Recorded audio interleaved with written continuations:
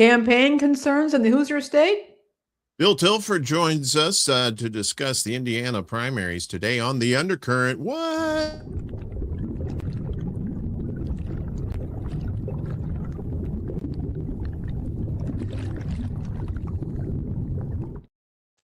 Hello. How you doing, Uncle Warren? I'll make sure we don't have our have the clownfish school thing like we had last time. That was great. Talking about a dead guy with clownfish school underneath it. Not a good look. Just saying. Saying. Good morning, everybody. It's May 13th here. It's 51 degrees here in Chicago.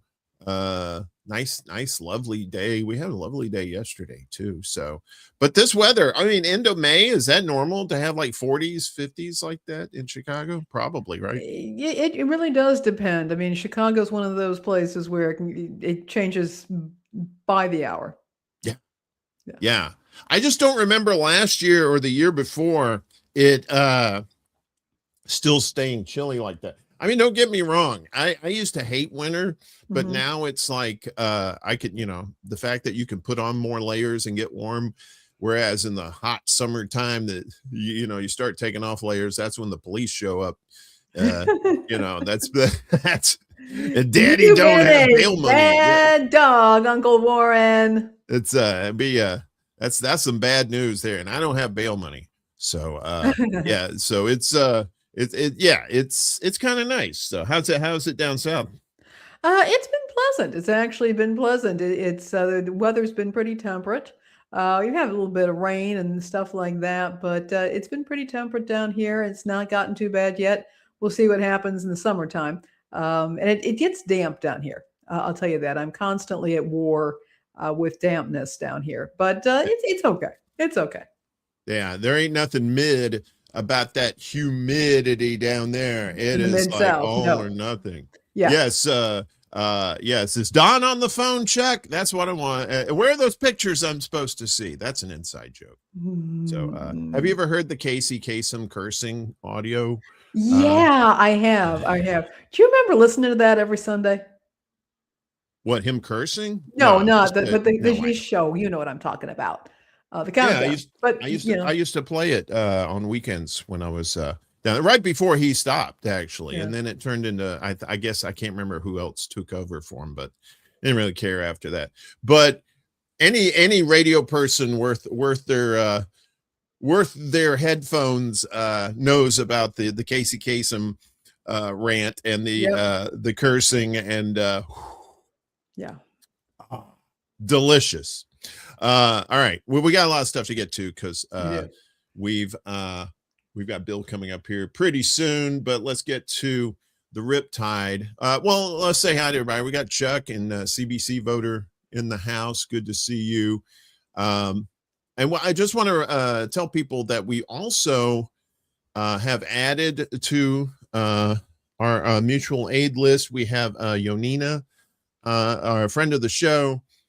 She's trying to get to Chicago with her disabled cat, and it's kind of a struggle. She's in a pinch, so she's trying to raise money with her GoFundMe. The links for that are down below in the description. If you could help her out or at least share out the links, we sure do appreciate that. So Yoninah's a sweetheart. She also is very supportive of a lot of people, creators in this space, independent media. She participates, she supports, she boosts. She encourages, and if you can find some few bucks to send her right now, she has a place to stay. She has to get out of her home. She has a place to stay in Chicago, but unfortunately, the person she has to stay with is allergic to cats, so she needs to find a pet hotel or some arrangement for her cat while she finds a permanent place to live. And frankly, having gone through this last year, any kind of a long distance move is so incredibly expensive. It just is. So anything we can do to help her out, we would really appreciate it. Thank you so much. Yes, please. Thank you. Please and thank you in advance. So let's get to the headlines today. Well, we can get this button there going. So the Consumer Financial Protection Bureau is restructuring. Their restructuring accelerates lease termination and litigation attorney hiring amid proposed Deep staff cuts, because of course, things that help people got to cut that staff. Recent reporting from the ABA Banking Journal and the American Banker describes a rapidly evolving restructuring of the CFPB under the Trump administration, with significant implications for the agency's future role and for regulated entities, according to documents obtained by Reuters through a Freedom of Information Act request. That would be FOIA to you and me, of the comptroller of the currency, the OCC. Yeah, you know me. Terminated the CFPB's lease for its Washington, D.C. headquarters back in February, approximately 6 years early, and transferred the property to the General Services Administration at no cost. This move aligns with public statements by Trump and Office of Management and Budget Director, acting CFPB Director Russell Vought. Funny, Vought Industries from The Boys comes to mind when I hear that name. So, which is kind of appropriate for the Trump administration.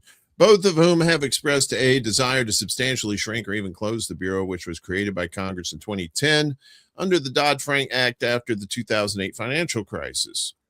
The lease termination does not itself dissolve the CFPB, but it is a concrete step that reduces the Bureau's physical footprint and underscores the administration's broader effort to limit the Bureau's size and visibility. So proposed workforce cuts remain under court review. The American Banker reports that the administration is simultaneously pursuing aggressive workforce reductions in filings with the U.S. Court of Appeals for the D.C. Circuit. Government lawyers have proposed a reduction in force, RIF, which when we were kids, that used to mean reading is fundamental. I remember that riff, yeah. I'm pulling that out of the archives. That would cut the CFPB staff by more than half, from roughly 1,100 employees to about 550. When Trump's second term began, the Bureau reportedly had more than 1,750 employees. The National Treasury Employees Union has challenged the RIF plan, and a court-ordered stay currently prevents the CFPB from implementing large-scale terminations. The administration has withdrawn an earlier proposal that could have eliminated up to 90% of staff. It is now seeking approval for a narrower cut. There's more here too, but we're kind of pressed for time, so I want to just get to the nuts and bolts of that. You can read the whole version of these stories on our Substack, and the link is down below on the crawl there. If you can see it there, it's crawling. It's crawling like me after a Saturday night. I'm just saying, sometimes I can't stay upright. But the CFPB, so it had more funding under Biden, but did it have more teeth? Yes, it did. Yes, it absolutely did. And that was something that I was tracking back when I was doing Civically Minded over at Hard Lens.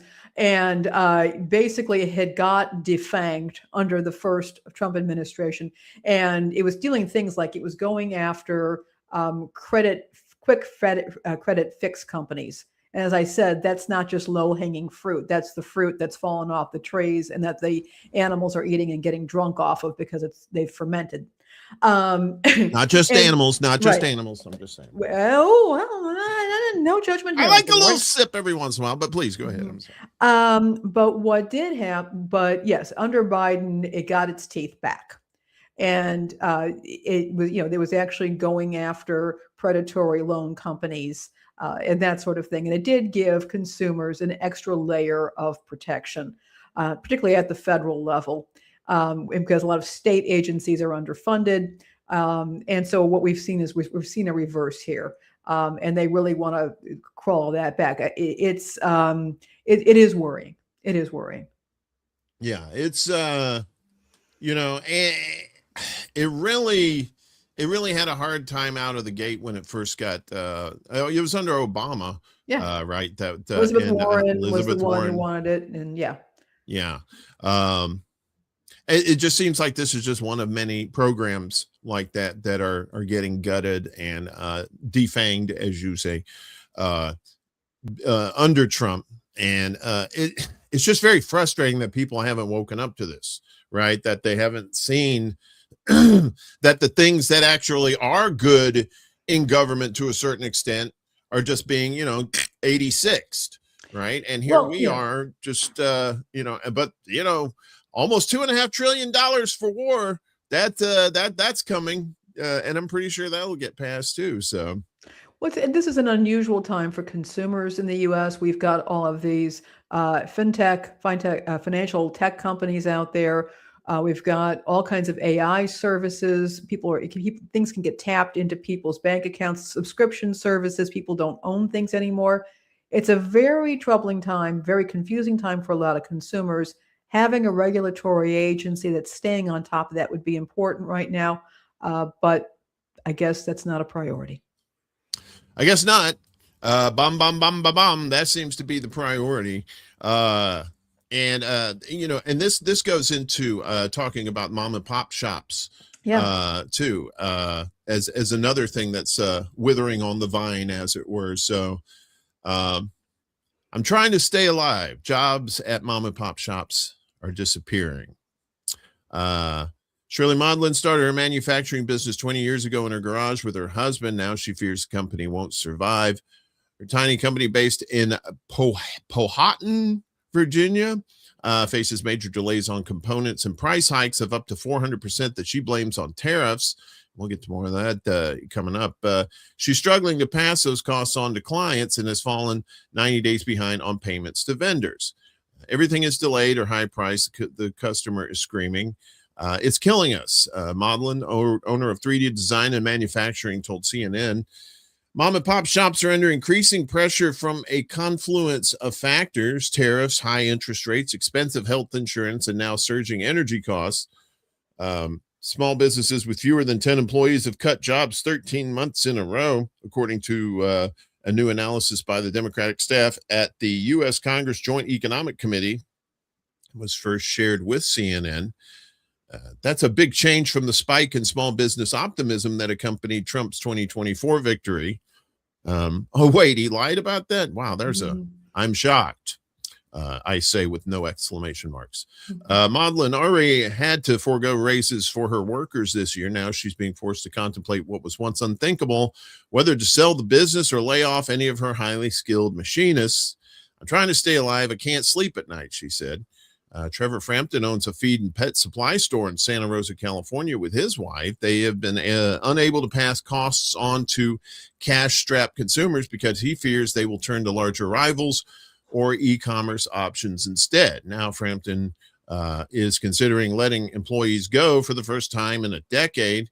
There's something so wrong with this economy right now. My customers are buying less and they are buying down. The only option left is reduction in force, and that just makes my stomach turn.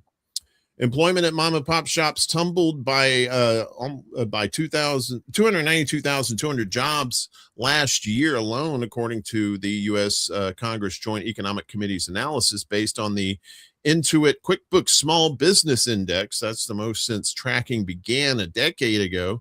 By comparison, mom and pop shops lost 87,800 jobs in 2024. That's over 200,000 more jobs in a single year, more the next year. In fact, these smallest businesses cut 4 times more jobs last year than in 2020 during the pandemic, according to the data. The data is based on a sample of small businesses that use QuickBooks to manage payroll and invoices. However, a different metric from ADP that tracks slightly larger businesses, those employing between 1 and 19 people, finds an increase of 526,000 jobs last year. ADP said these small businesses have added 236,000 jobs so far this year, including 43,000 jobs in April. All right. Well, and I've seen it here in Chicago and New York. I'm probably sure you've seen it too. A lot of these really small shops closing, especially like in these strip malls and in malls in general too. It's really weird to see that the numbers are bigger for these businesses that are slightly bigger. I don't understand why that is. It could be affordability of the tracker, because ADP and Intuit, I think that they offer similar services, but to different groups of people, and maybe their price points. So that could be that where they're looking at different types, companies that have more capital. And that could be the case. That's why we're seeing that discrepancy there. But it is a real concern seeing what happens to these smaller businesses that cannot absorb even the temporary increases. If we're going to accept, and I'm not sure that this is entirely the case, but if we are going to accept that the cost of tariffs, food, energy, what all that is a temporary situation, a larger business can more often more readily absorb that. Right. That's not going to happen with the small businesses. Also, the small businesses usually are not in a position to get a whole lot of visas for international workers coming in who are willing to work for less. They don't have an HR department. They don't have that kind of a structure that would allow for something like that. And one of my other concerns, again, you point out this is the lifeblood of a community. When you have particularly smaller communities, or even places like Chicago that are very neighborhood based, when you lose a business or two, that can have a domino effect on that entire community, and it can become what they call a bedroom community, where people just go there to sleep. They don't interact. They're not in the streets, and that hurts civic engagement. The other thing that I would also say is that these small businesses, tiny businesses, are often in a position to give people their first leg up into employment. The friend of a friend, they have a kid, maybe the kid's had some issues, or they have a friend who maybe was incarcerated, and they're in a position sometimes to give these folks a chance where a bigger company may have HR policies that won't allow for that. When that goes down in community, when people are not able to get that first job or to re-enter employment, that has a very negative effect on communities. Yeah. And you also have to figure in real estate too, because a lot of times, a lot of these smaller businesses are leasing from people that, so they're at the will of lease hikes and stuff like that, and it's not necessarily an evil thing by the landlord. Maybe the landlord has the same problem. The landlord has the same problem too, because they have costs that rise as well. So they end up passing it down to the business, and then the business tries to pass it down to the customer. But in like a couple of those cases there, they said they didn't feel like that they could do that because it was just going to run them off to like bigger, like your your bigger places that have large stock and stuff like that can absorb these hits, like you were talking about. And when the business loses their lease or has to break the lease, they can't afford it. Now the landlord is scrambling because they have to weatherize and secure that place, and that's an issue. And you have a domino effect that goes the other direction to the landlord, who's now going to be in a real pickle. And again, empty buildings like that, they lead to blight. Yeah. And again, it pulls property values down, because property values are assessed in part on the value of other buildings and structures. Right. So the whole neighborhood, there goes the neighborhood, as they say. Yeah, because it's not just the building. If you've got a building, it's almost like in one of these HOA communities too for housing. It's like they always tell you, oh, well, you can only have this, you can't have that, because then you're going to drive our property values down, that kind of thing. So it's, that I don't like the way that works, but that is the way it is right now. So let's check in with Chuck up in space and his friends, Starlink up there. New Starlink policy requires passport check live portrait for international use. Let's get all your data right off the bat. So if you use Starlink outside your home country, you may be required to provide your passport details or risk having SpaceX suspend your service. Didn't see this coming. Anyway, what happened? Starlink.com has been updated to mention a new travel registration policy that appears to apply to all customers using satellite internet service internationally. Travel registration is required for all Starlink use outside of the country or territory where you initially registered your account, your registered home country or territory. The company wrote On the support page, which PC Mag noticed today, that would be PC Magazine. I guess they're PC Mag now. Ooh, fancy. It adds failure to complete registration for international travel will result in service being disabled when abroad. So it's not might, it's will. They will cut it off. The support page includes instructions on how customers can complete the registration within their accounts. It requires the user to submit their full legal name, nationality, date of birth, passport number, a copy of their passport, and a live portrait. If your service is disabled due to incomplete travel registration, you can complete registration to reactivate, the company said. So there's all the stuff right there. A lot of information that they really need. This comes after we spotted several Starlink subscribers posting about receiving a red banner pop-up asking for passport details and live portrait verification, which involves using the Starlink app to snap a selfie. The registration needs to be completed in 25 days or the Starlink service will be deactivated. The pop-up said, since last year, SpaceX has required customer verification in some markets, including countries in Africa, citing local regulations. But lately, the company's pop-up has been appearing for customers and travelers who say they're based in the U.S. and Canada, too. So still, one customer in a Starlink Australia Facebook group reports being confused by the pop-up since they've been with Starlink for over 4 years. Another user in Canada who reported receiving the pop-up says they've never traveled outside the country. Found out the reason I need to verify is because I have the Starlink Mini and can travel with it. So you don't necessarily have to be outside the country.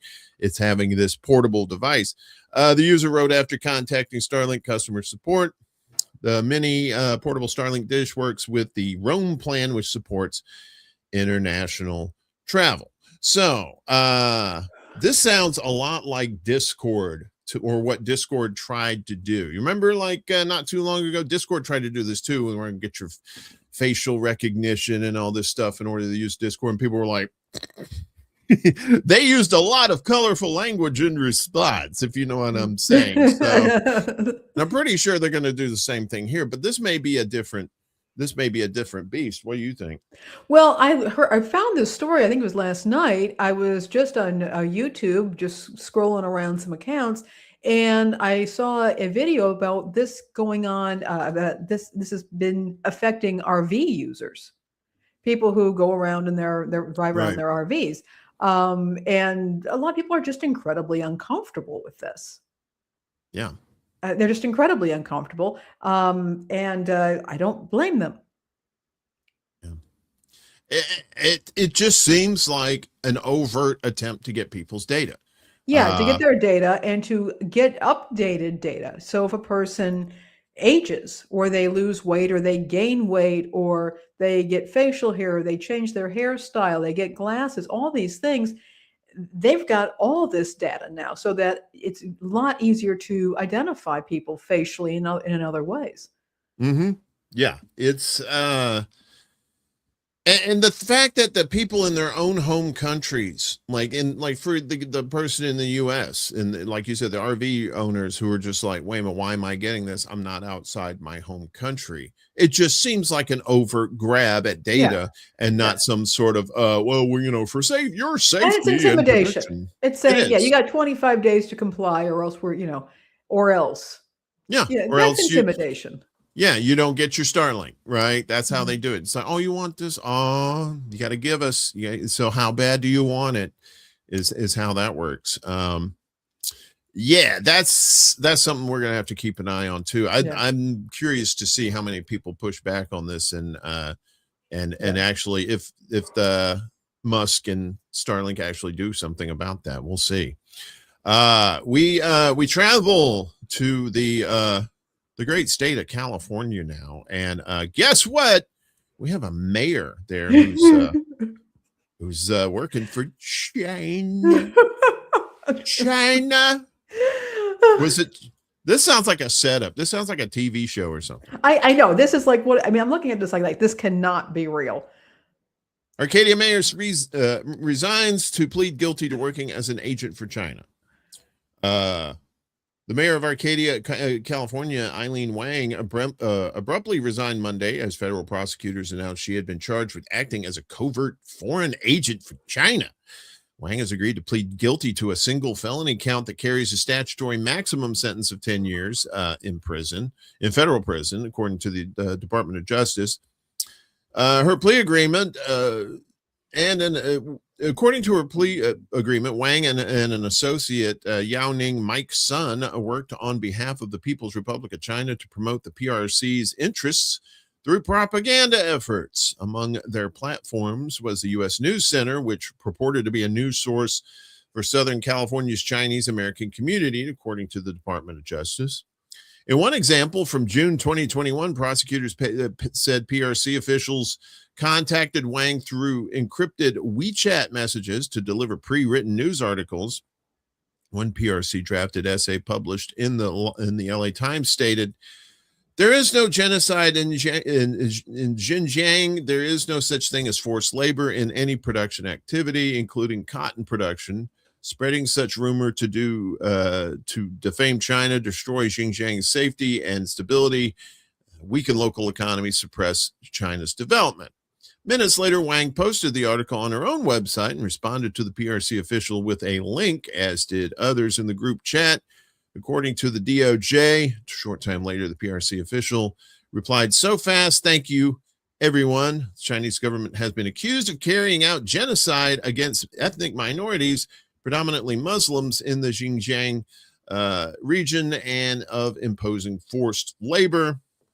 In August 2021, federal prosecutors said Wang and 3 other members of the WeChat group shared links to the same article on their respective news websites, news in quotes there, and again received thanks from the PRC official. In November 2021, prosecutors said Wang coordinated propaganda articles with a high-level member of PRC intelligence who had a direct line to Chinese President Xi Jinping. According to court documents, that official, John Chen of Chino, California, pled guilty and was sentenced to 20 months in federal prison for acting as an illegal agent of the PRC and conspiracy to bribe a public official. Sun, meanwhile, received a 4-year federal prison sentence after pleading guilty in October last year to acting as an illegal agent of a foreign government. Wang was expected to make her first court appearance this Monday. So, okay. So I have a question. Yeah. Because I'm very skeptical of things. Was this lady legitimately spying for China, or was this some sort of organized propaganda thing to make China look bad? It could go either way. That's the world we're living in. Yeah, especially in recent years, how a lot of us have become ultra skeptical of things being true or not. I have to say, this sounds like too easy of a slam dunk to point at China and say, "Oh, they're infiltrating our United States." I mean, it's possible. I have no doubt about that. Anything's possible like that. It just seems like in our current air of propaganda that we've been swimming in for some time, it sounds a little shady. It could be either. I mean, it could be. I mean, look, countries spy on each other. They spy all the time on each other. So it could very well be that this is what was happening. It could also be that she is, shall we say, the fall lady who's being propped up by some covert, covert organization in the United States to make China look bad. This is where we're at. Yeah, we don't know. How do we know? I would say probably about 6-7 years ago, I'd be like, "Oh, wow, that's crazy that China is able to do that." And nowadays I'm like, is China really doing this? That sort of thing, because like we said, we've been lied to so many times by our own government. We just simply don't trust them. We just don't trust them. Anybody who's ever looked at stuff like MK Ultra. Yeah. And that people cite it as a conspiracy theory. It's been valid. It's been verified. Yeah, it's been verified. And speaking of conspiracy theory, I don't know if you remember the Mel Gibson movie from several years ago, where it turned out that he was so paranoid about everything. And turns out he was right. I bet a lot of those people are looking at that movie as like a documentary these days. You know, like, wow, yeah, because there are people who predicted stuff and they're like, you're crazy, and you're like, and nowadays you're like, wow, they seem like Nostradamus at this point. So I am working to get our guest in here, Uncle Warren. I'm going to quickly go on. Okay, there he is. We see him. We see him now. Thank you. Okay. All right. We're going to get to you in just a second, Bill. We got a couple more stories and we'll get out of here. We'll get you in here. I mean, so let's move on here. Bill, if you can hear us, give us a thumbs up. Okay. Can you hear us? Okay. Everything fine? You can hear us. Okay, great. That's That's a beautiful thumb you got there, sir. I don't mean to be weird like that, but I like thumbs. Anyway, speaking of thumbs, Trump's redistricting push fizzles in South Carolina Senate, but wins in Missouri's top court. So I just wanted to go over these two, kind of get us like a little bit of what's going on with what's going on elsewhere around the world. I don't know where my story went. It's a conspiracy. I think Chanda did it. Oh, I think this is one of those just video things. That's fine. Which is fine. Because we can so it's going on. We can say at least that it's going on in South Carolina Senate. And we can also talk about what's going on in Alabama too, as is the Supreme Court there. As the Supreme Court clears the way for Alabama Republicans to pursue a new voting map as well. So the SCOTUS cleared the way on Monday for Alabama Republicans to pursue a congressional voting map more favorable to their party ahead of November's midterm elections. The latest fallout from the court's seismic voting rights ruling. The justices lifted a lower court's decision that had blocked state Republicans' preferred map as racially discriminatory and for illegally diluting the voting power of Black Alabamians. And this is what was similar that was going on in Louisiana too, as well. So a lot of these southern states are starting to feel this. And you know what? Let's go ahead and get to I can find the thing. There we go. Let's go ahead and get to the catch of the day here, and bring Bill in here. See. Hey, Bill, good to see you. Hi, how you doing? Is the audio okay on your end? Yeah, you sound great. You sound better than me, and usually it's because when I'm talking, nobody wants to listen. So, but which is fine. It's good to have you back, Bill. Greetings from the Hoosier Heartland. Before we get to the main course, if I may, please, I'd like to riff just a moment on two of your earlier items, because they speak to me in a very personal way. Beginning with Starlink. I also happen to be the secretary of the Wabash Valley Astronomical Society, and I'm feeling a little bit of schadenfreude regarding the Starlink story because we aren't fans. Starlink photobombs astrophotographers. Okay. This gets better.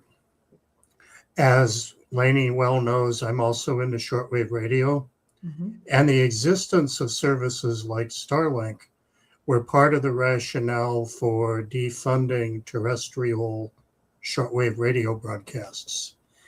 Oh, they have internet now and we can get it to them even when internet's bad and even when governments won't fund it. There are guys like Elon Musk out there to provide services. Well, turns out there's a catch. So let's say you're in Iran right now. Iran's regular internet is down, mostly. Not 100%, but mostly. So what you going to do? Yeah.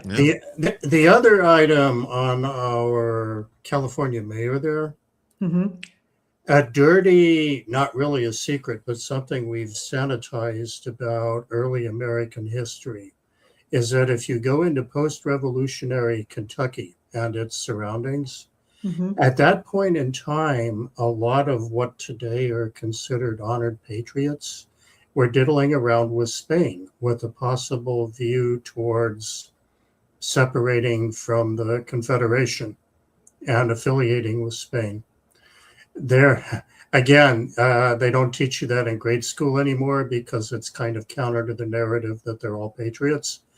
But if you go back and say, read the original documents and early 1800s histories, it's all there.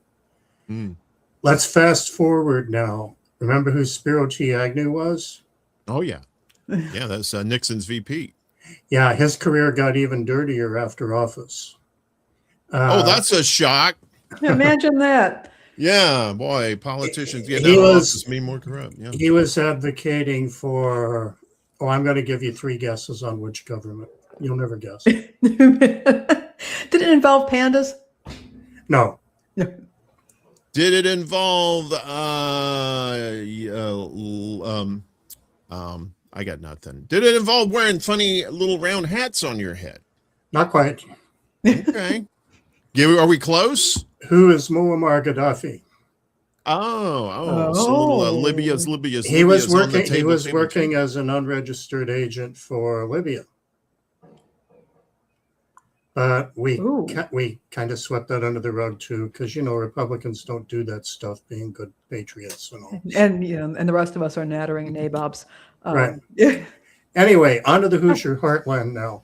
Yes. I was a Chicagoan for 4.5 decades, but grew up where I now live and came back for family reasons. I went to Chicago in the mid-'70s, at which point in time, I was living in what was then the 2nd U.S. Congressional District for Indiana. I'm now in the 4th. Just redistricting does happen. It does happen naturally. But just to set the table on what the political environment was and is like, at the end of Nixon's term, my 2nd district U.S. representative was Earl Landgrebe, a Republican, who not only was the last holdout for Nixon, but the day before Nixon's resignation, when Landgrebe was asked about where he was going to go, he famously said, "My mind's made up. Don't confuse me with the facts." Yeah. He did lose a subsequent election in the anti-Nixon wave. Now let's fast forward, and we're going to talk about the state generally, but I want to start right in my geography because some of the most dramatic stuff happening in the state is happening right around here.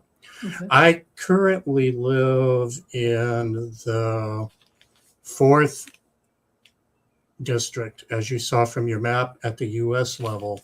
At the state level, which is where the redistricting fight got ugly in the state legislature, I am in State Senate District 22, which is held by Ron Alting, a Republican. But at the same time, I am in State House District 27, which has been held by a Democrat, my 3rd grade teacher, in fact, Sheila Klinker, since 1982. Why is it possible to do that at the same time? Well, the House District takes in mainly Lafayette, Indiana, and the immediate surroundings. The State Senate District goes out to Delphi and other rural areas. And there's a very significant urban versus rural divide. Lafayette itself has a Democratic mayor. If you go out into the small towns, it's red country. Alting, interestingly enough, our state senator, supported redistricting. And of course, is experiencing a lot of blowback now by people like yours truly. He nevertheless won his primary, so he'll be up against a Democrat. The really dramatic story is right across the river in State Senate District 23, where Deary and Copenhaver in the Republican primary are literally, as I speak, within 3 votes right now. And there's still 2 votes to be counted on Friday. Even if Copenhaver was the Trump-endorsed candidate because Deary, also a Republican, voted against redistricting. Now, doing that urban-rural divide again, Deary's main base is West Lafayette, Indiana, which is where Purdue is located. But the rest of his district goes out into Fountain County in a rural area, which is kind of mega country yet. And right now, Deary's ahead by 3 votes. Even if the 2 votes go against him, he still at the moment wins by 1. But what do you think the odds are that there isn't going to be a recount? It's going to happen no matter which one of them. Well, again, it will be called for Deary, but I don't see a recount not happening. Copenhagen is a real serious red meat MAGA. And to give you a feel for how ugly it got statewide, all but one of the other Republicans that voted against redistricting was successfully primaried by outside money, all of them. And not just a little money, a lot. If you go back to the 2024 election, it's always hard to get exact funds on any of this because there's always dark money around the edges. But rough expenditures in 2024 were about $500,000. Okay. Depending on how you count, in this primary season, it was between 12 and 13 millions dollars. So we're literally talking almost 24 times. And the majority of that was out-of-state money and mega money specifically. Act Blue wasn't posting up because that wasn't the primary of concern for them. And there weren't Republican for Sanity PACs either. Now, here's where it gets even more interesting. During the very acrimonious debate where the House did the wrong thing and the Senate did the right one, there was a vague reference to the state constitution, but it never got the kind of play that it should have at that point in time. I'm going to read to you, if you'll bear with me, the actual wording of the Indiana Constitution as it is right now. And we're going into Article 4, Section 5 regarding the legislature. The General Assembly elected during the year in which a federal decennial census is taken, hold that phrase, shall fix by law the number of senators and representatives and apportion them among districts according to the number of inhabitants in each district as revealed by the federal decennial census. The territory in each district shall be contiguous. Now, as states go, Indiana is not North Carolina. We don't have these bizarre razors and snakes. But the proposed new map would have come down pretty hard on Senator Deering, and there would have been little octopus-like tendrils between his district and the one I'm living in. But the important phrase is the following. The General Assembly elected during the year in which a federal decennial census is taken. Now, our state senators have 4 years, but our state representatives only have 2, and therefore the General Assembly lasts for 2 years, which means that the last census having been taken in 2020, there needed to be one by 2022. And there was, in fact, one in late 2021, a little later than usual because the census numbers were out a little later than expected. Right. But one could argue that it's unconstitutional for this last General Assembly to have even taken on the task because they weren't elected as a body in the year that the census was taken.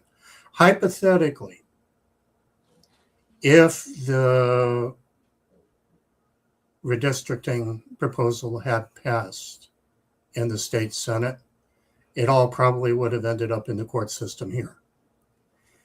And if for some reason the legislature takes another run at it before November, I rather anticipate that the Constitution will be pulled up a little more forcefully.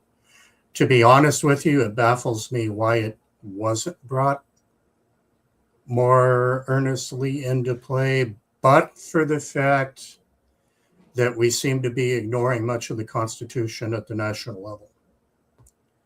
And if a president can go to war by passing Congress, I guess it's not a big surprise that a state legislature can try to redistrict by passing the state constitution. Well, it just seems obvious that this is just a ploy because they know the Republicans know they're going to lose the House and Senate in November. It's almost a foregone conclusion. I mean, yes, anything can happen between now and then, but between the redistricting, and then you also have the new head of ICE who's talking about putting agents out at voting precincts. It seems like they're pulling out all the stops to do this. Like I said, they're doing this in other states too, Louisiana, Alabama, and other places too. Is there any recourse as to like what the people can do? Can they fight back, or is once the Supreme Court makes this ruling, is that it? I'm going to have to parse your question a little bit to please do, because I sure answer correctly. Let's begin at the state level. Let's assume that a redistricting reattempt were to happen and happen successfully, which I doubt. I think in Indiana that's remote. If the Indiana State Supreme Court said it's okay, I think we would be stuck. And unfortunately, in the sense of what the courts do, that's true with the electorate as well. I'm going to put my political hat on at the moment. It's no secret that I've long to believe personally that the last best hope for having anything that even pretends to be a republic involves tearing up both major parties. They really have become like professional wrestling. Yeah. And they each have a pitch for her. Mm-hmm. But it's a little like light beer from Miller or Pepsi versus Coke. Right. You're still drinking swill. Yeah. But what's different now in 2026, I think, is we have a near enemy and we have a far enemy. Mm-hmm. Both of them are enemies. And I used to say, look, to hell with all that, vote independent of your choice because it's the only way out.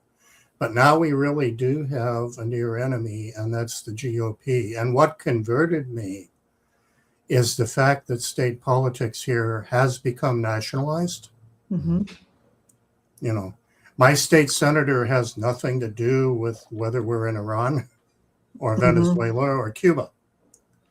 But he's expect to toe the Trump line, whatever it is. And for that reason, the GOP has become the near enemy. In the longer run, we need to get rid of both of them. Mm-hmm. But at the moment, I would say anybody that's wearing that nasty red hat, regardless of how likable they are otherwise, if they're in lockstep, they are the near enemy. But the blue wave is not going to magically save the republic.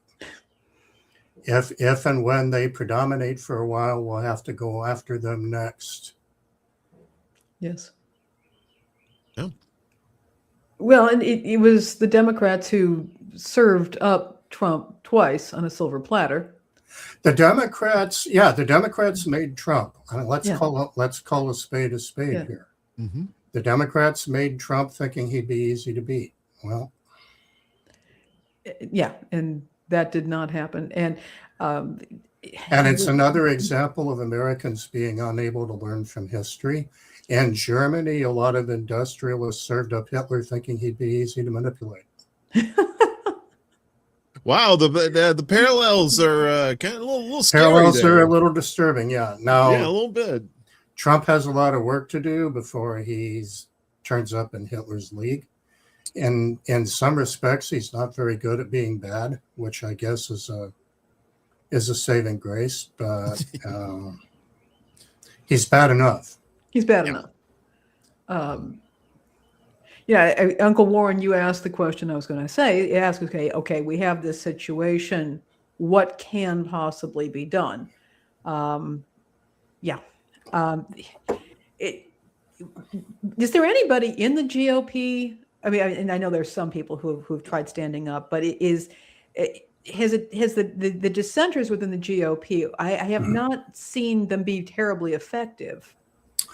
At a local level, if I lived across the river, if I lived in Deary's district, I would actively work for him and vote for him, just to keep a dissenting voice in the GOP. But I'm in Altings. Altings supported redistricting. So honestly, I would vote for a toaster oven before I would vote for him. And following that strategy, we're almost guaranteed to get some people in office we aren't going to like. They'll be too liberal. They'll be too vegetarian. They'll be too something. No offense to vegetarians. I'm just saying somebody will have a reason not to like who comes next, but they're your next target. Yeah, well, it's because these two parties they have a stranglehold on who is allowed to run for these offices, right? Like like you say, of course, a lot of people, 40% of the country considers themselves independents, right? Yet it takes a near biblical miracle to get them on the ballots in these states. And that's not just because of Republicans, it's because the Democrats are trying to keep these independents off the ballots because they're afraid of splitting the vote.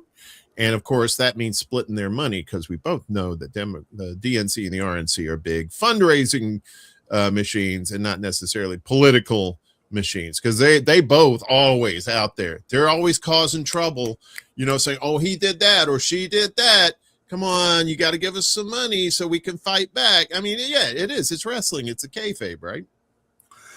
Well, if somebody made me Solon, and Solon in ancient Greece had sort of a deal with the Athenian people. He would lay down some laws and he would leave Athens for 10 years, provided that there was an agreement not to change anything that he wrote.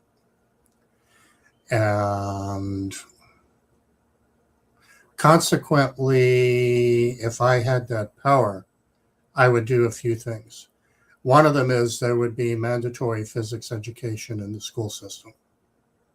I'm sorry, civics. Did I say physics? Civics. Physics is we probably need physical as well. Yeah, probably. But civics, yeah, you're right. I remember civics. I remember taking civics. It just disappeared from the schools, right? It became social studies, and with it became a disinterest in the Constitution and what's in it and why it's there. I would actually be in favor of it being necessary to pass a Constitution test, enabled, maybe a little like driver's licenses. When you turn 18, you have to pass a test demonstrating a basic knowledge of the Constitution. Now, Illinois has that, or at least when I grew up, Illinois had that rule, and you had to graduate from middle school, 8th grade, and you had to pass it in high school to graduate, and from university. But that wouldn't help if I, say, moved in from, I'm talking about voting specifically. Yeah, okay. If I moved in from, say, Michigan or Wisconsin, that wouldn't, that wouldn't do that, right? Yeah, I'd say and that would have to be done at the state level, because ultimately the states determine who gets to vote and who doesn't. Right. And then and renew it, say, every decade. I would have no problem with that. I would have no problem with that at all. I have a number of things. Actually, I think that everybody should be required to take, for what it's worth, an emergent disaster preparation course as well. It's about being a good citizen. We're talking about civics here. And I don't want to go too far afield, but I think that coming back to the idea of civic responsibility is critical. But I also think that if people feel like their government does nothing for them but penalize them and tax them, they may not feel that they have any civic responsibility. And that, in my view, does rest with the government that says, okay, we're here for the benefit of the common good. And I think a lot of people aren't feeling that. Yeah, that's a fair observation, I think. Yeah, and also too, you have this kind of, I don't want to say misinformation, but just this misunderstanding about the parties themselves, right? That really, I mean, some people knew already, but a lot of people didn't know until some of Bernie Sanders surrogates took the DNC to court to find out that these political parties are private entities. These are not part of the government apparatus. These are just two private organizations that take part in the voting process, right? So when you hear people, well, my only choice is Democrat or Republican, it's very frustrating. It's like, no, you have other options, and they can choose whoever they want as their nominee. So is there a really democratic little d process within these parties? Of course not. It's all back rooms and cigars and whatnot. Yeah, of course there's voting. They count the tally and stuff like that. But, they can be manipulated. I don't think a lot of people understand that. And I think that education needs to be had too. Yeah. If you go back to the very beginning of things, our founding fathers were actually frightened of what they called factions. They didn't use the word party. They used factions. And they tried everything they knew how to prevent them from emerging, and failed almost immediately, human nature being what it is. But it really would be better if we can't have 0 parties. It would be better to have 10 of them. It really would. Yeah. Would it be harder to get laws passed? Absolutely. But isn't that kind of the point? Right.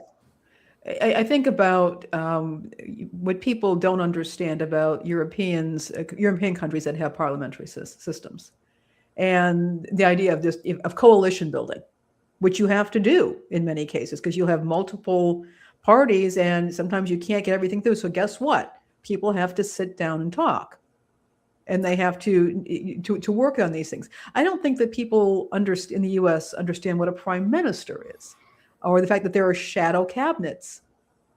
And I think some of this stuff could actually serve us very nicely. I'm not saying a complete overhaul of our system, but I think that we're not aware of that and how it works in other functioning nations. Yeah, I'm not even sure. While our Constitution would probably benefit for some amendments, I don't think that would even matter that much until and unless we can restore respect for it, which we don't have at the moment. We don't have. Yeah. I was going to say, I think people in this country know more about prime memberships than they do about prime ministers, and that speaks in and of itself. So yeah, I guess is there any hope or is this just going to keep going? Do you think this is just going to happen in other states too between now and November? Or I mean, what do you think? Well, Alabama has already reared its ugly head. Virginia's at risk. Yeah. Will any states jump up out of the middle of nowhere this late in the game? I think that's going to come down to the numbers. If the Republicans perceive that they're still on the losing end of the stick, they'll keep shaking the tree until something pops out. If they feel they have a margin, then things might settle down. We'll see, I guess. You go ahead, Bill. Not to be a downer, but I do a certain amount of book at bedtime stuff.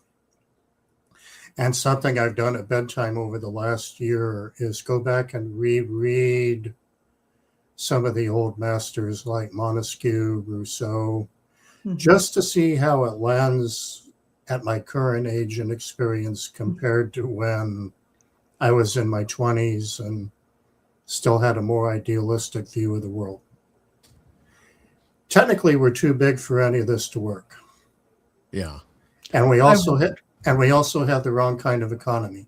It's hard to take a people that's taking orders basically 8 to 10 hours a day. And if you're a corporate employee, that's probably what you're doing.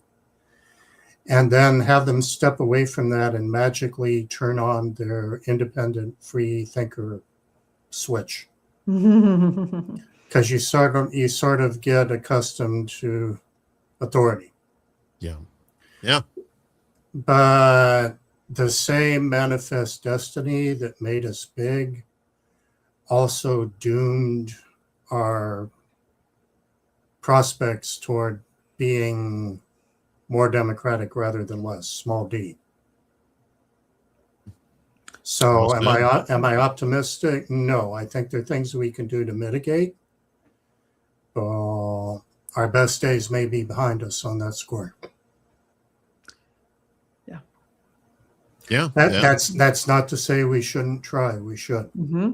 Because if we don't try, things could get considerably worse. Yeah, we definitely have to keep holding the door to keep away the barbarians at the gates, I guess. Even though some of them's already gotten in, but well, one last thought, and then I'll let you go. I know you've got a show to go there, but I went to see the new 1984 over the last weekend, and I was appalled at the new improved ending. Oh boy. George Orwell would have chuckled, written an essay. They didn't. Well, at the new ending, the animals rise up after all and get rid of the bad animals, and then they tell a story about once upon a time. Orwell left it dark for a reason. And I don't doubt that the filmmakers would say they had good intentions, they wanted to leave hope, blah, blah, blah. But in a way, this proves Orwell's point. Even history's not sacred. Are you talking about 1984 or I'm sorry, Animal Farm. Did I say 1984? Yeah. Animal Farm. I know they had remade Animal Farm recently, and I was very afraid to watch that because of probably for the reason you just said. I would not have a young person view that without also making sure they consume the book, even if you had to read it to them out loud. And as Lainey knows from experience, you get things from reading it out loud that just fly right by you if you're merely gazing at it. I would say that Uncle Bill here and I worked on a shortwave project, Orwellian Airwaves, and I did some reading out loud of Orwell. And I have to say it was one of the most powerful experiences that I've had. Very disturbing, very disconcerting. And it's funny, it was this morning I was looking at possibly repurposing, or not necessarily repurposing, but kind of revisiting Orwellian themes in probably a side project here for the Undercurrent. So thank you again, Uncle Bill, for bringing that up, because that was quite an experience. If you'll recall, just what an amazing time that was, and to see what was there, it is concerning. That, I guess, would be, I lied. I have one more. Since you asked me for recommendations, I have one more. If you haven't read these, read the following. 1984, obviously. Animal Farm, obviously. But also The Space Merchants. The Space Merchants is a science fiction book written in the 50s by Fred Pohl and Cyril Kornbluth with a K. It predicts a future world where there are governments on paper, but everything's actually run by mega corporations. And the most prestigious occupation in that world is advertising copywriter, which we would know as spin doctor in our modern life. Right. I'm recommending that one because you will see things in it that at first will make you laugh, but then you'll look around you and go, wait a minute. Yeah, I feel the same way about Judge Dredd. It's the same thing. It's like corporate future, and the police are basically judge, jury, and executioner. And well, kind of seeing a little bit of that today too, as well. So it's funny how Judge Dredd is great, but Space Merchants is like Judge Dredd on steroids. Oh boy! In fact, instead of commies, there are consies, conservationists, and they are the dangerous radicals. What was the name of that book again? One more time. The Space Merchants. That's The Space Merchants the for Space you there, Merchants, Kate. yeah. Never been made into a movie, although Idiocracy steals pieces of Oh, Idiocracy. Yeah, I know there's another documentary we could talk about too. Yeah, At some point. it steals pieces of it without due credit. Yeah, exactly. Yeah, I know, right? Well, which is the American way. We like to steal things without credit here too. So it is apropos. What can we say? Well, Bill, we appreciate it. I mean, you're welcome to stick around for the rest of the show, but if you got to go, that's cool too. Just let us know what you want to do. I can hang, but please, love it. Back to you. Also, folks, if you check out our show notes, our Substack, we do have a link. Bill has a wonderful, does some wonderful music stuff, and you can check out that for links and information about Bill, but also about the topics that we're discussing today. And I'm going to share once again our link tree, which has links to everything that we do. And you can also find those show notes, a link to our show notes below the video, wherever you're watching. Yeah, in fact, I'm doing Persian classical music on one of my shows this week. Ooh. Nice. Uncle Bill, no, he knows music, world music. There's just so much delightful stuff that I've been exposed to. I remember I was listening to one of his Cuban music shows when I first met him, and I turned it on, and I am up and I am boogieing around my home office, just like, wow, this is delightful stuff. So if you're interested in learning more about music, do check out his website, because we do have it linked in the show notes. It's hard to stay still with Cuban music. That's for sure. Even your old fuddy-duddy like me, who only does the robot whenever he does dancing, and that's usually after I've had a couple of cold ones. But a couple. Couple in quotes there. Well, if you're going to stick around, we're going to put you to work here with some commentary. Let's get to the recurring tide, where we look at stories we've been covering. And this to me, this goes as far as like surveillance is concerned, not government surveillance, but more like private surveillance, as Netflix has been sued for spying on children. That doesn't sound creepy at all. Asterisk, yes, it does. Texas Attorney General Ken Paxton has sued Netflix, accusing the streaming company of illegally spying and collecting data from users and their children without their knowledge or consent. In a statement published on Monday, Paxton characterized Netflix as a, quote, logging company that records and monetizes customers' behavioral data and occasionally streams movies. The lawsuit filed in Collin County, Texas on Monday cited past promises by Netflix executives not to exploit users' personal data for advertising purposes. However, despite promising privacy, the company allegedly mined information spanning customers' viewing habits, preferences, devices, household networks, and application usage, according to the complaint. After building its customer base, Netflix allegedly began to sell user data to commercial data brokers, raking in billions of dollars annually. The lawsuit also focused on children's accounts, which Netflix encouraged customers to make.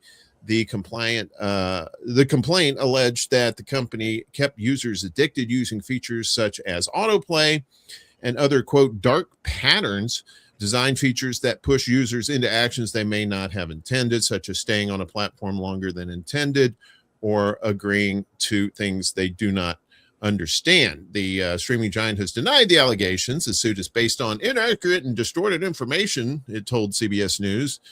Netflix has steadily declined in market value and share price since peaking last year. The company has also increasingly faced accusations of pandering and woke bias, including from public figures such as SpaceX CEO Musk. Well, take that with a grain of salt. Last October, the billionaire called for users to cancel Netflix for the health of your kids in response to an animated show aimed at children 7 or older, featuring a trans character, of course. So, our streaming services, are we scared of them now? Are they Big Brother too? I remember when Netflix used to send you DVDs in the mail. Yeah, no data collection there except your address. Well, they knew what. Well, they were data collection. They knew what you were signing up for. When you request them, you set up a queue of the videos you wanted to. But I remember that that's what it was. They weren't actually monitoring your how much you were watching. Right. Because they really couldn't. I mean, they could monitor what you were watching, but they didn't know how long you were doing it. And it definitely, there was no autoplay into something else. The autoplay has always irritated me. Yeah, I always turn that off. But yeah, it's when you and then when you start involving kids in it, though, that's when it gets like super bad too. And what were you going to say, Bill? Netflix actually had a near-death experience, financially speaking, almost 20 years ago. I think it was like 2007. And this, of course, was before streaming was a thing. Mm-hmm. But the takeaway here is that even if it's nuked, it might still come back zombie-like. Mm-hmm. Yeah. I'm pretty sure they're not the only ones doing it too. There's other streaming services out there besides Netflix. We just haven't heard whether they're actually, collecting this data or not. We can only assume. And in this environment, the assumption probably wouldn't be off base that far anyway, right?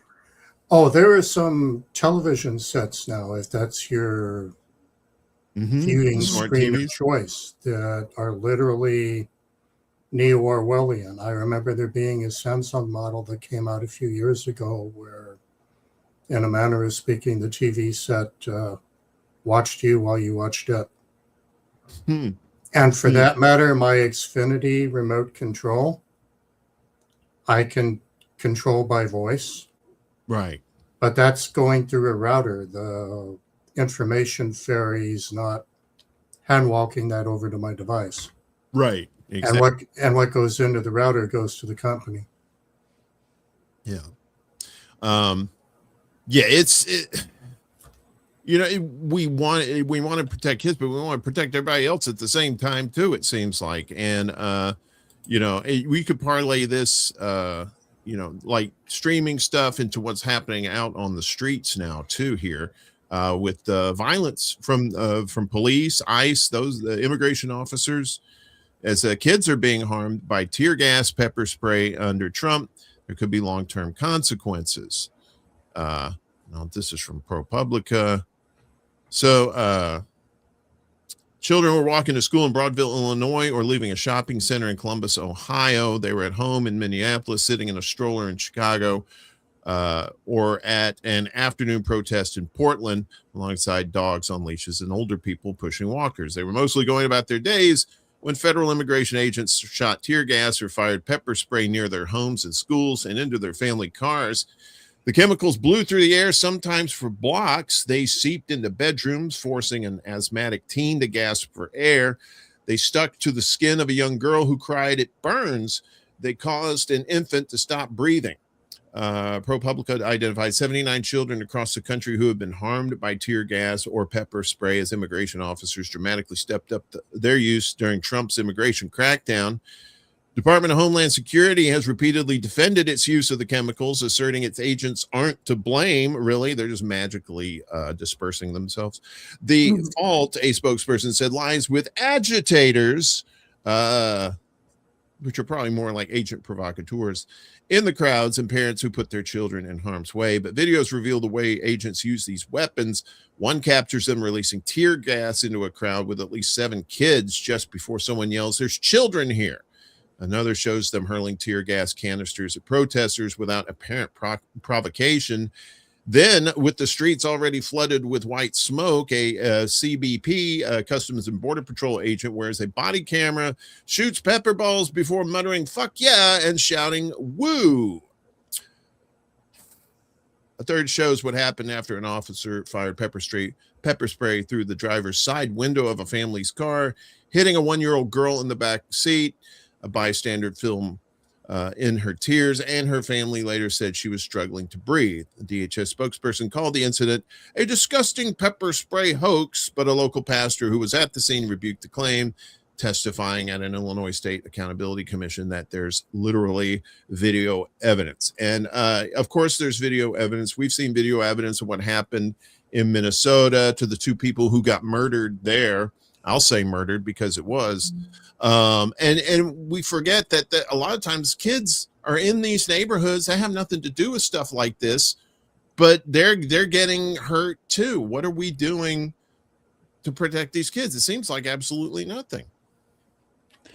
Yeah, I'm always concerned about people bringing their children to organized protests, but in some cases, these protests have sprung up because people perceive ISIS coming in and kidnapping their neighbors, and in some cases, people still have to function in neighborhoods. They still have to walk down the street. They're moving around. Kids go to school. Parents go to work. They're visiting. They're shopping. And I think that the ProPublica report here, which is something that ProPublica I think does a pretty good job with, is letting people know that there are consequences that go beyond the adults, that there are kids, and if you're considering a response, if you have to consider the impact on everybody in a setting. And maybe that has not been happening, or maybe they have done this and they're trying to use that as a deterrent. I'm not sure. Yeah. I'm going to suggest that there's a collateral damage is not our fault mindset in the federal government generally, not just for what's happening here, but with the girls' school in Tehran, and with what were probably fishing boats in the Gulf and here as well. Not our fault that the kids are there. And how one deals with that absence of a sense of responsibility is a good question. And it goes back to, in part, I think, to the question about civics. If people perceive that the government does not care about them and regards any damage to children, the vulnerable, people who have not been convicted of any crime, as collateral damage, why should they feel a civic responsibility? You aren't wrong, but I'm going to circle back, if I may, to where I live and part of the mindset.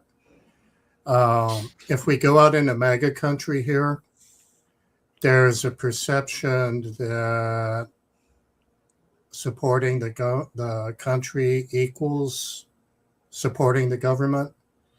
And it's on a visceral, emotional, almost unconscious level. And reason may be futile. Yeah. In those cases. Well, look at Gaza. Look at Gaza. The children there. They see their parents and families killed. And don't you think that those kids aren't going to grow up to try to avenge their families, right? And so you look here in the United States, these kids see the same thing, especially people that don't look like us and their children, and are extra worried that, people who are not white have to give their kids extra speeches about how to deal with society because of the way the government works and the way the society works now, so it's like, not only are you traumatizing these children at a young age, which is in and of itself is probably the worst thing you could probably do. That kid, if that kid survives, that kid's going to grow up to fight you. They're going to fight what caused that damage to them, that damage that was caused to their family too. And I don't think people like, the Trump administration or any administration that uses hardline tactics like that understand that until it actually happens, So it's I don't have kids myself, but I worry about the children in this world. I really do, especially because of who might be influencing them too. Because a lot of times, God love the parents that are trying to put food on the table, keep a roof over the head and stuff like that. And then they have to deal with this, extracurricular bullshit of having to deal with ICE of all people, or even just regular police that are militarized and are not acting like that friendly cop that was once talked about decades ago, So, well, let's move along here. We're going to get to something more fun. Tariffs. Who loves tariffs? More, please. No more. So steel tariffs are harming tin can makers and lifting food prices. See how that works?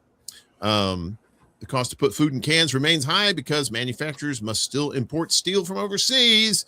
U.S. Steel plans to reopen a tin plate factory. Ooh. The simple tin can is proving to be one of the toughest tests for Trump's tariffs.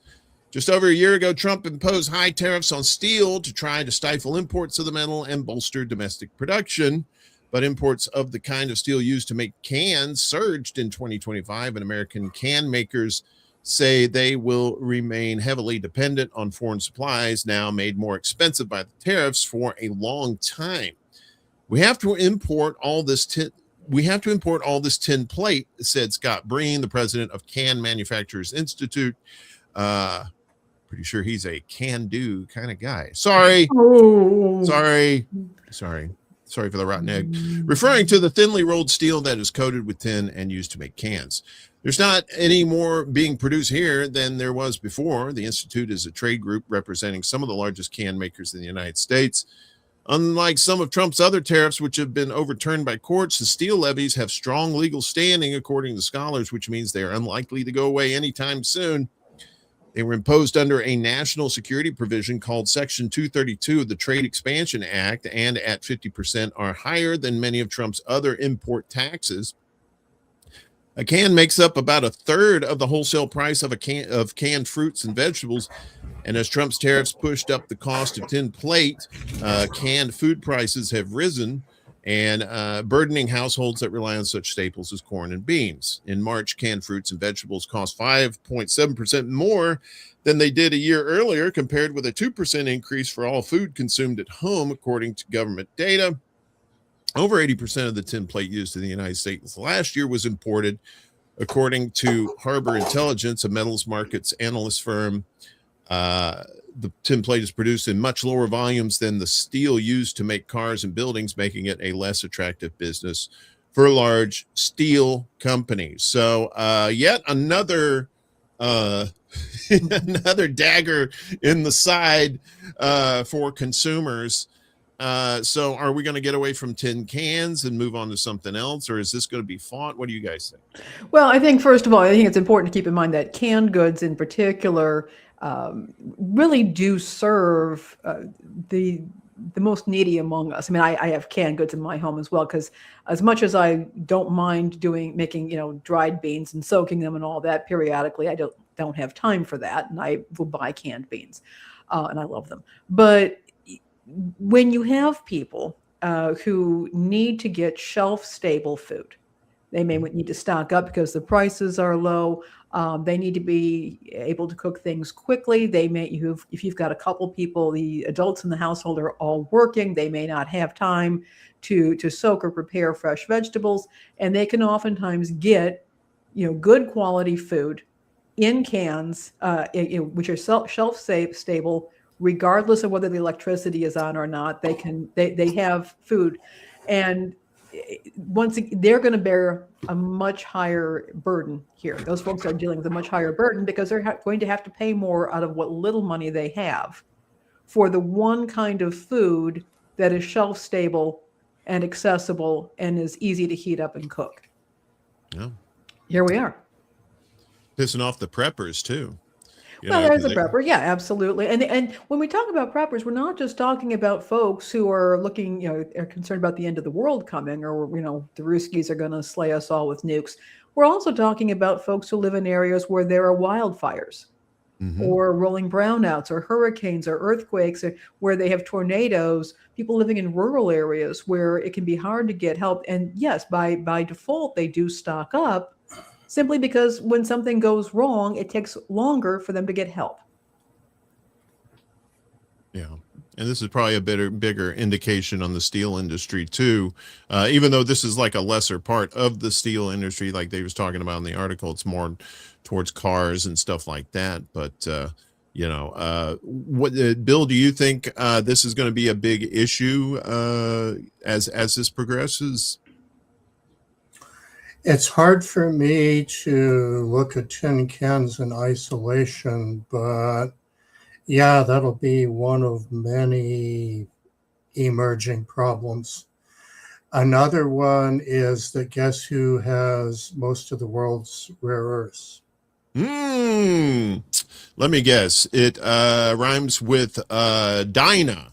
It's big. It's big. It has a lot of people, and it rhymes with Dinah. Pooh Bear. Pooh Bear lives there too, right? Yeah, and in the very short run, our current POTUS, having used up about half of our arsenal in his latest adventure, used up a lot of stuff that needs rare metals. Mm-hmm. And the same country that he's trying to get to pressure Iran is the one that has the rare metals we need to buy to rearm. But not just for armaments, your phones, all your electronic devices, that's all. And we get back to no respect for the Constitution again. The Congress basically has tariff authority, trade authority, treaty authority, and it carved out an enabling act to arguably let, and I say arguably because a more responsible Congress would have called any president on the carpet for how tariffs have been used the last couple of years. Getting back to tin cans specifically, though, choices are difficult. Let's say we went to freezing and plastic. If we do plastic, then we've got microplastics. So we're trading a short-term benefit for long-term problem. When I was young, when we used the word canning, it very seldom involved tin, except maybe for the lids. Yeah. The jars. Yeah. Ball jars. Yeah, and in fact, the original ball jars were made a couple hours drive east of here, over by Muncie, Indiana. Nice. Yeah, and that arguably might be part of a mitigation. But the short answer is, will things get worse? Yeah, you betcha. But circling back to our political problem, farmers have been taking it in the shorts because of the recent trade deals too. These same farmers here are voting MAGA, even though they're voting against their own economic interests. Yeah. It's sad. It's sad when you see that too. And these are smart people to make these farms work like that. You can't be stupid. So they're smart people. They're just, for some reason, they're ignoring what's going on. But if they there's a blind spot. It's like land grabes. Don't confuse me with the facts. Exactly. I was going to say, without the phones, we could go back to the two cans with strings for our phones, but then now we can't even have the cans. We can't even have the cans. That's why we can't have nice things. Well, speaking of tariffs, or nice strings. Yeah, or nice strings. Yeah, I'm pretty sure there's tariffs on string too. And tomatoes. Tomato prices up 22% on higher costs and tariffs. Yeah, so if you like tomatoes, yeah, you're screwed too. Prices in the United States have increased 22% year on year, according to the latest Consumer Price Index report, driven by higher fuel and fertilizer costs, a 17% tariff on tomatoes from Mexico, and adverse weather during the peak growing season in Florida and Mexico. At White or Wheat Sandwich Shop, manager Kyle Miranda said tomato costs have increased sharply in recent months. When they were $36 a case, they were about a cent a slice. They're all the way up to about 25 cents a slice. That's a lot. That's a lot for a slice. According to Miranda, tomato prices rose from $36 per case in January to $103 per case this week for a box of 50 tomatoes. He also noted that tomato sizes have become smaller, reducing slice yields per fruit. Yes, charge more, give you less. That's the American way. Despite the increase, the business has not removed tomatoes from its menu.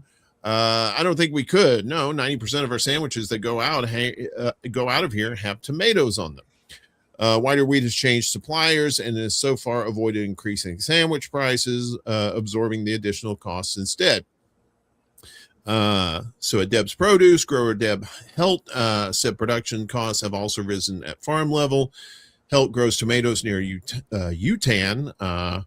Said fuel costs have increased by more than $1 compared to last year, while fertilizer costs are up 80%. And that may have something to do with a lot of fertilizer coming out of the Strait of Hormuz, too. That might have something to do with it, too.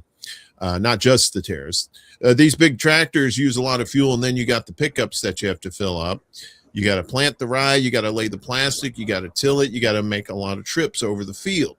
Helt added that profitability remains a concern as growers manage rising operating expenses during the current production season, to which I say, start growing tomatoes if you haven't done it. Grow your own tomatoes. And hell, you may even make a profit.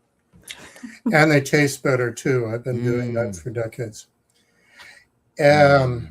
Delicious. I love tomatoes. I have to wonder with processed things like sandwiches. For a lot of food products, we've been experiencing what's called shrinkflation.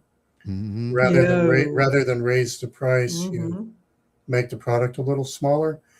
The hard part about doing that with the sandwich is the bread. Yeah. Oddly enough.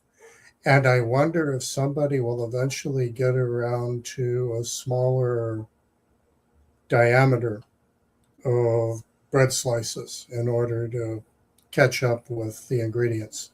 Catch up. I see what you did there.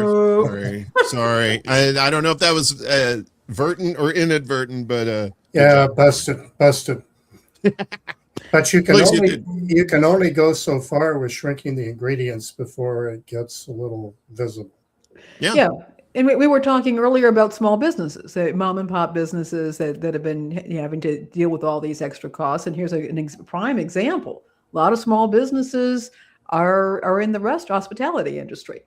And and you think about, again, also going back to some of the things about food and we're going to talk a little about SNAP in a bit, but tomatoes are pretty ubiquitous. It's not just ketchup, but you have pasta sauces. And you have a staple. A lot of people who are trying to stretch their food are eating pasta. They buy pasta, and you put a sauce on it, and it just can make ordinary ingredients taste a lot better. And so tomatoes are a flavoring. They're used in salads. I have Bush's, for what it's worth, has this wonderful line called Sidekicks, and they have these chickpeas, and with what they call, I think it's Mediterranean seasoning, but it has tomatoes, and that's us. Tomatoes you don't really see them, but they're tasting. They have the umami that contributes to that. So now we have this absolute staple, which is also pretty good for you. Lycopene and all that stuff is now becoming less and less affordable. And it's something that just gives people a lot of pleasure. And we know when you have a sandwich, it's the veggies, it's the pickles, it's the condiments that can really make that sandwich shine. And when you make it harder for people to get the ingredients that are going to make that sandwich shine, they're less likely to buy it, and they're less likely to take pleasure. And if going back to 1984, that was kind of the result. It was that pleasure was constantly being muted by Big Brother and the government to demoralize the people. And maybe I'm taking this a little far afield, but I don't think it's that much. It's so easy to grow tomatoes too. I mean, you don't even have to have like a big plot or anything. You could get like one of those, big paint buckets things, right? Put dirt in there, put your plant. You can buy the plants yourselves from your local garden center, or you could get seeds if you're into that. But it's fairly easy to do, to grow tomatoes. And I think that's why people a lot of times grow tomatoes, because not just because they're so good in a lot of other different foods and in different forms, but a lot of times it's easier to grow. And like Bill pointed out, they're very tasty.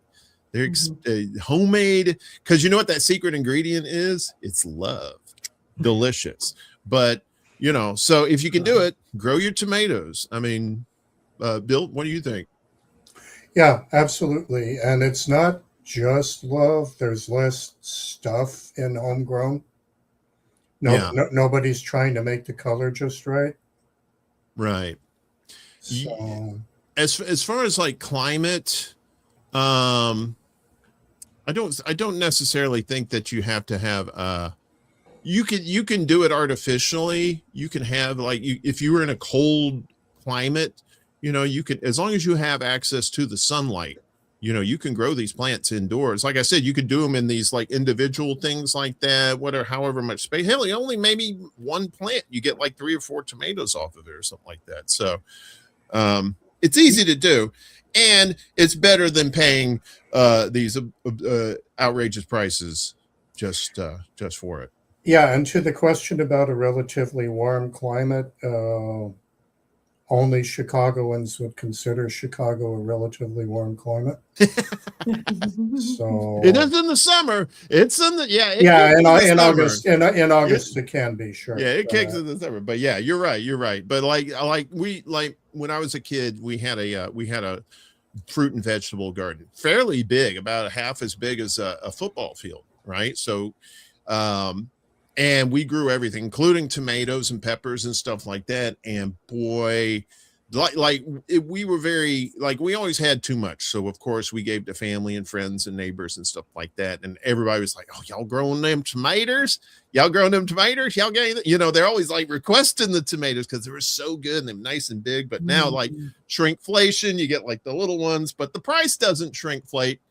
That price kind of does the opposite. So, but let's get into, we were talking about SNAP just a second ago. Let's get into that as the USDA finalizes stricter SNAP inventory rule.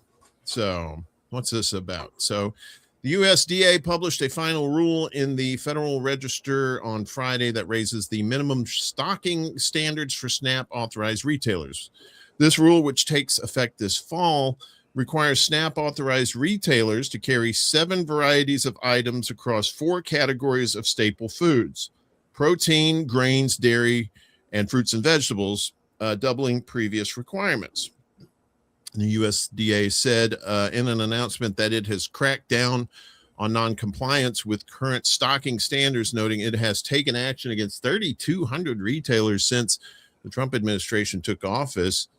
The USDA said that the rule emphasizes more whole foods, increases the perishable food requirements, and eliminates loopholes that for too long have allowed retailers to count certain snack foods toward their staple food requirements. The Trump administration said the rule will require retailers to offer a wider selection of healthier food options that SNAP consumers can buy. The rule demands more from retailers and delivers better options for the families who depend on this program. This administration is committed to working across government to improve nutrition, strengthen accountability, and drive better health outcomes nationwide, said U.S. Department of Health and Human Services Secretary Robert F. Kennedy Jr. USDA said it plans to provide additional guidance to retailers in the coming weeks. All right, let's talk about this. So, my body, my choice, right? What I put into my body. If you're buying from a store, what's the difference between buying soda pop and milk if you're buying from the same place, right? And it's like, you want it for yourself. What's wrong with that? What I'm looking at, I'll just kind of back up a little here, Uncle Warren. This is, for me, this is less about the issue of individual choice on the part of the consumer. And it's about what outlets qualify to accept SNAP benefits, AKA food stamps. And so this is not about what a person can purchase with their food stamps. And we're already seeing those crackdowns. We've covered those crackdowns in some states. This is saying whether your establishment can accept food stamps. Right now, prior to this, you had to have, I think it was like 3 foods within each category. Now this has expanded, I think, to 7. And when you're talking about your major big box stores, your major supermarkets, that your grocery, your natural food markets, usually this is not going to be an issue because they're already going to have all of that. They're going to have, they're going to have far more than 4 or 7 or 3. options. What is happening though is that there are smaller stores that they're not even grocery store per se, but they might be, we might call them corner stores, bodegas. There are some liquor stores, sundry stores, convenience stores that can also accept these benefits. They have a different they have different capacity. They have a lot less shelf space. They don't have the space in the refrigerated cases. They are dealing with a different group of people, but in some communities, that may be the only place where a person can buy food that they can walk to. And so that is my primary concern. I was recently watching a video where a woman who's a registered dietitian was reviewing the work of a woman who does Dollar Tree dinners. This woman goes to Dollar Tree and she comes up with creative ways to take food from Dollar Tree and make them into wholesome meals. And one of the things that she said is when you're dealing, this dietitian, the registered dietitian said, when we are looking at people who are facing significant poverty, the main goal is, or don't have food access, our main goal at that point is making sure they're getting enough to eat, aka enough calories. We're so used to thinking of calories as being bad. We don't realize that for many people, calories, getting enough calories to function is still important. But she said, and we don't worry so much about the nutritional composition of the food at that point. Do we want people to get healthy, whole foods? Absolutely. We want that. But there are still areas in this country where people cannot easily access full service grocery stores. And what could happen as a result of this policy is that some stores will just say, we can't afford to stock this range of foods. We don't have the shelf space. We don't have the refrigeration space. And at this point, we may not even have the product demand for these things. We're just going to have to drop accepting the benefits. And that cuts off a way to get food for those people living in that community or around that shop. Again, I am all about whole foods. I'm all about healthy eating less processed stuff, 100%. But I am in one situation here. There are other people who are in different situations, and we still haven't solved the food desert problem or the ability to access food as well as we could. And at this point, I see this again as one way of satisfying certain urges among the population who really don't like the fact that people are using their food stamps for foods that they don't approve of, at the risk of shutting down, in some cases, possibly neighborhood businesses, but also keeping people who can't get to the grocery store from getting the food they need to survive. And that's my sermon. Yeah, they when I lived in New York, in areas where they had bodegas and the delis inside there, I noticed the hypocrisy in this, where it's like they're talking about like, oh, soda pops and stuff like that, but they won't let you have hot food, right? They don't want you to have hot food on there. Some of those, I'm not gonna shout them out because obviously I don't want them to get in trouble, but some of those delis that I went to, they were like, you know, if they knew you and, you know, you were cool or whatever, they would be like, or a lot of times not, they would just go ahead and say, you know what, you can put that hot food on your EBT because it's not going to show up in the system. It'll just show up as grocery, right? They'll just put it as grocery. Yes. Is it shady? Probably. I guess technically that's against the policy or the law or whatever, but they're providing hot food. And it just seems like some of these smaller places have taken it upon themselves to do that. And that may be why this crackdown is starting to happen. Yeah, I agree 200% with everything that was said about the food desert problem. And until we factor transport into the mix, everything else we do is going to be not quite there. But there is, as Warren pointed out, a new opportunity for fraud. Is a funny thing when it comes to regulations and prohibition. You can never stamp it out. All you can do is move the goalposts. And in this case, the goalposts are going to move. I think back to the corner store across from where I lived on Sheridan Avenue in Chicago for about a decade, going back to the 80s and 90s. There is no way this guy could have stocked those tasty tomatoes we talked about and bananas without having them half of them spoil by the end of the week. Right. But if in order to stay in business, he needed to keep taking EBT, what's to stop him from relabeling? Yeah. Mm-hmm. Yeah. Who's going to go back and audit that? Yeah. Especially given the current FDA budget, for example. Who's going to go audit that? It would cost more to send out agents to try and investigate that than it would be actually to tackling whatever problem they seem to have with this. I mean, I don't have a problem with anybody eating hot food on EBT. I mean, I think that should be just a given right there, right? I mean, and it's also a benefit to these small stores that maybe don't have a lot of business, and maybe a lot of their business is EBT related, and it goes right back into the business. It's it just seems like it's just like some sort of punishment. It is trying to get you to oh, what's wrong with you having SNAP? You should better yourself. You shouldn't be on it. That seems like that kind of mentality from the government when which is the hypocrisy is there's so much government welfare for themselves. It's not even funny. Let's get to something more just quite as disturbing as what's on your computer, as Google Chrome sneakily installed a 4 gigabyte AI file on your computer, but it's not exactly new. Here's what you need to know. Do either one of you guys use Google Chrome? I do. Yeah, I do. Unfortunately, I'm using it right now.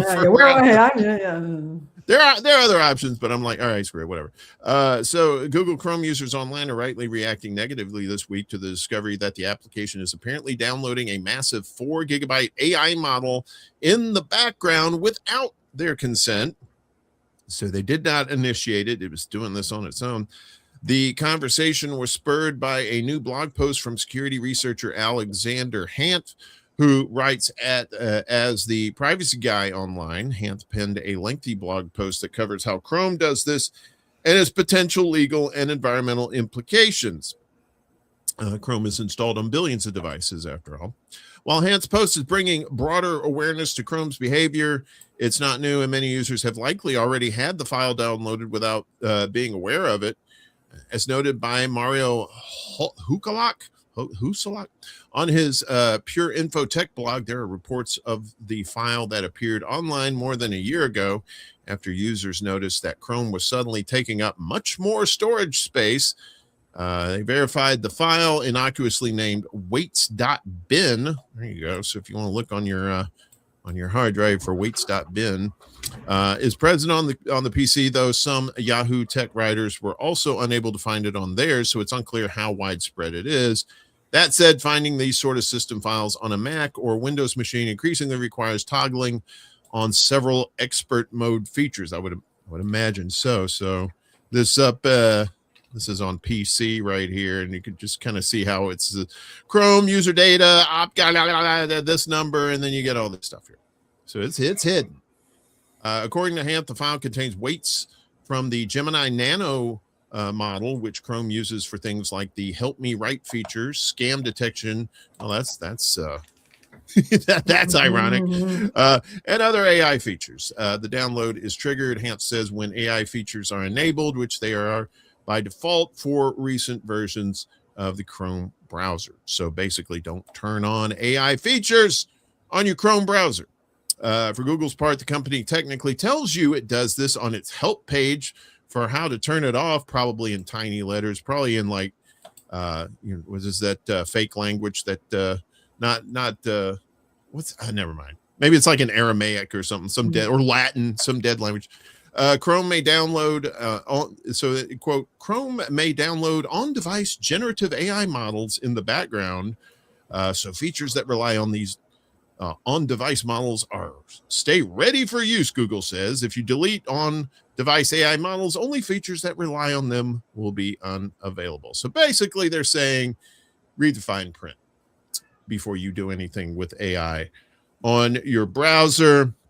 But a lot of people aren't tech savvy. They just want to, you know, get online, watch YouTube, or maybe shop or something like that. They don't really know about this kind of tech stuff. Yeah, okay. I'm a bit of a techno idiot, so I don't know if it's actually a concern, but I hope that this extra data doesn't make people's devices last less longer than usual. You know, recently I got into a situation. I recently had to upgrade my system, and just seeing the bloat that was taking over my old machine. Some of it was the processor, but some of it was just not having enough space for stuff. And I was like, where is all this stuff coming from? And 4 gigabytes, that's a lot. Yeah, especially if you're not a really tech person and maybe you just have like the bare minimum of a hard drive space. The last thing you want is 4 gigabytes of just unusable crap on your system, right? Indeed. So Chuck here said to uninstall the Gemini Nano file for number 1, open Chrome. 2, in the top right, select more, settings and system, and then 3, turn on device AI on or off. So I guess that's how you get rid of it. Do you use the Chrome browser? I'm not trying to dox you, Bill, but yeah, I'm just curious. I use Chrome for some stuff. Yeah. And, okay. But do you turn on AI on your Chrome browser? I do everything I possibly can everywhere to keep AI off or turn it off as necessary. LinkedIn, for those of you who use that, had a default where it was going to vacuum up your information. And LinkedIn. I got warned about that and turned that off, but you had to turn it off because the default was to have it on. Yeah. It wasn't Chrome, but in Windows they have this I can't remember what the name of the AI is for Windows. And I say, you know what, I'm gonna actually try this. I ended up deleting it off my computer, but I said, you know what, let's see what this is. So I said, how did Malcolm Jamal Warner died? I asked it that. This was like last year or something like that, year before, and he had already passed like a couple of years ago. And it said, oh well, he's not dead, he's still alive. I'm like, so it has all this. It's not only AI, it's a lot of dumb AI that they have on here too. And it's like a lot of times people might be getting misinformation from those things. So if you don't need it, really, I wouldn't turn that on. It's probably not a good idea. So I've read some rather persuasive cases that over time, given what makes large language models what they are, that they will eventually get stupider because as they vacuum up more stuff, they aren't necessarily vacuuming up the best of the best. And eventually there will be a regression to the least common denominator rather than a majestic rise to the apex of human wisdom. You want kind of a mechanical version of the Dunning-Kruger effect. Yes, indeed. You know, we're just not that smart as a species. I mean, I think that, you know, we are what we are, but I don't think we're terribly intelligent. And yeah, this is not necessarily the best thing. I will say this. This happened to me in Gmail. It's a very distressing event that happened. I guess I had this turned on by default. I, many years ago, had a very nasty falling out with somebody, a very painful, nasty falling out. And recently reconnected on good terms with this person, you know, and I'm not sure, kind of repairing things a bit. What was very disturbing was when I had entered their email address into Gmail because I was looking something up. All of a sudden, Gmail comes up with this AI synopsis of my entire relationship with this person. Ooh. And then describe the falling out in great and painful detail. I did not ask it to do this. And it was extremely disturbing and disruptive. I'll just leave it. Yeah. Oh, And that, if you ever really want to ruin your afternoon, there's nothing like running yourself through a few search engines. I do that periodically, and it's very, very annoying what pops up. Yeah. Recently, I had an AI model declare that I was married to somebody to whom I have never been married to in my life. That was fascinating. Yeah. So I'm going to recommend yet another book because I'm always chock full of those. And this was another literally a century ahead of its time book. And this one is called The Machine Stops. The Machine Stops? The Machine Stops. Okay. And the author is E.M. Forster, Forster. E.M. Forster, yes. It was written in 1909. It's about a world that takes our present day-to-day to its logical extreme, except people forget how to care for the machines, and the machines begin to break down. And as they break down, people are no longer in a position to do much about it except watch. Interestingly, by that time, there is a set of social mores that if you are anti-machine, it's almost like being anti-social is right now. And he wrote Howard's End. Yes, fantastic, also. which I have read, and the movie, of course, was superb. Well, this is a short book. It's actually more of a novella. It's under 50 pages in most editions. And even though it was in 1909, it could have been written yesterday. And some of it's already happened, and we unfortunately seem to be hurtling toward some of the rest of it. All right. Yeah, speaking of hurtling towards something, let's talk about the Iran war here. Hurtling towards oblivion, it seems like, as not just the war itself, but here at home, as costs are out of control. Trump's Iran war pushes U.S. inflation to highest level in 3 years. Well, and he's only been in office 2 years. So wait a minute. So how does that work? Federal data released Tuesday showed U.S. inflation rising to the highest level it's been since May 2023, as Trump's Iran war has led to increases in the cost of both energy and food. The latest consumer price index released by the U.S. Bureau of Labor Statistics finds that prices in April posted a year-over-year increase of 3.8%, above economists' expectations of a 3.7% increase, driven by energy prices that surged nearly 18% from April 2025. And I saw somebody online say, well, it's only 0.1% higher than what was expected. But yeah, the expected number ain't exactly tiny either, all right? So the price of groceries also notched significant increases during the month.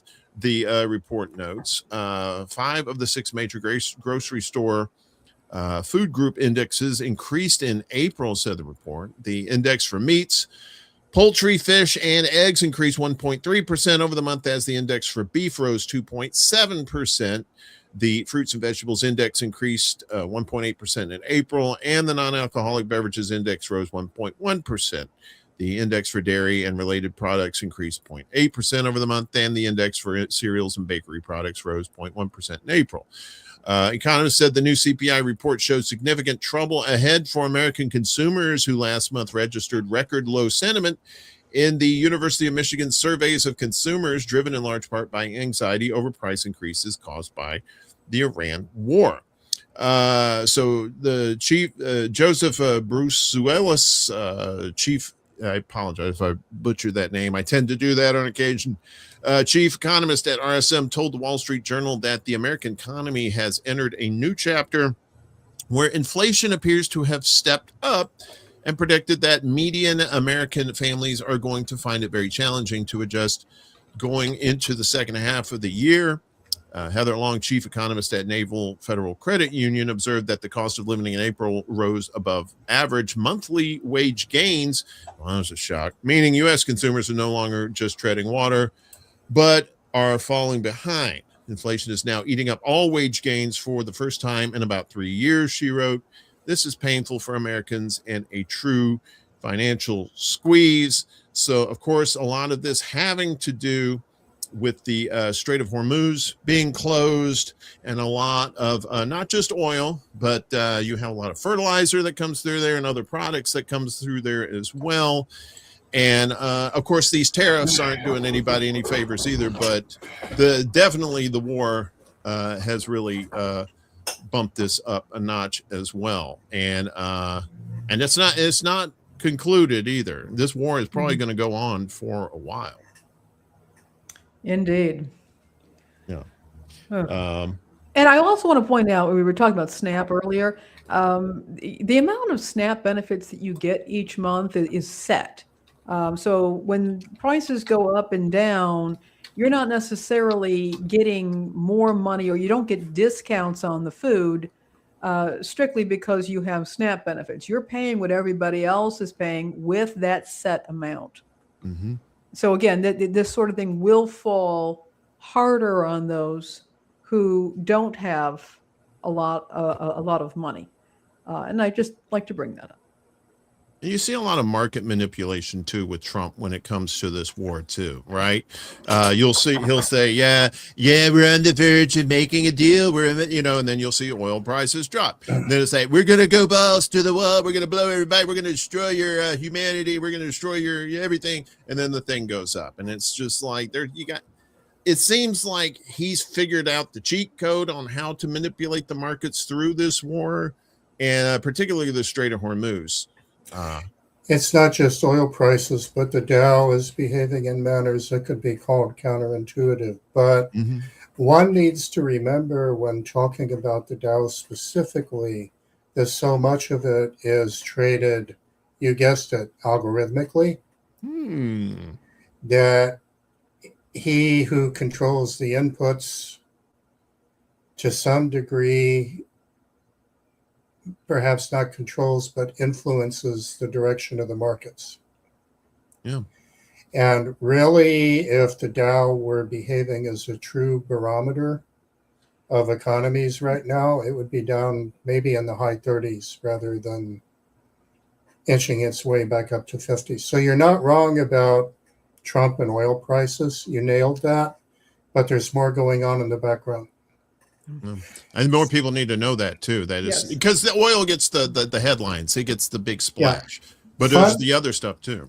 Fun fact, for those who may doubt whether we're dancing on Israel's string for this, Susie Wiles, who is Trump's chief of staff, also on her resume has a period of consulting for, guess who? The round hat people, Netanyahu back in 2020. Yeah, those people. Okay, I'm gonna say, Bill, that is a fact, but it's not quite as fun as you made it out to be. So I think you should apologize for that. No, I'm just kidding. We have more war news for you because that's what you want, right? Giggity. Pete Hegseth, the Secretary of War, gets bipartisan grilling on rising costs of the Iran war and Trump's endgame. So they finally get in front of these people and say, hey, what's up with this? So Hegseth faced tough questions yesterday from Republican and Democratic lawmakers about the Trump administration's endgame for the Iran war. The conflict's rising $29 billion, I'm going to say $29 billion plus cost, because we don't know about the dark money. The black ops, as it were, and its impact on diminishing U.S. weapons stockpiles. While the Pentagon chief softened his tone from hearings before Congress nearly 2 weeks ago, notably avoiding the same pointed criticism of lawmakers, he got far more pushback from members of his own Republican Party about the levels of U.S. munitions used in the Iran war and Trump's intense criticism of traditional allies for not taking part in the conflict. Why can't you be as stupid as I am? Come on, Europe. Everybody all right? Yeah, Ned just fell over. Oh, okay. So it's not ice banging your door down or anything like that? Not yet. It sounds like Ned's doing some day drinking. I take issue with the characterization that munitions are depleted in a public forum, Hegseth said. That's not true. To which his haircut countered, yeah, it is true. Even as he insisted that the U.S. military has plenty of missile defense systems and other munitions for the Iran war or future conflicts. Hegseth told House and Senate lawmakers overseeing defense spending that the Trump administration is working to ramp up production of weapons because, yes, of course, because a lot of their donors are MIC and more money, please. So is this another one of those things where it's just a forever war and all our federal funding is going to go to these military contractors? Is that where we're at now?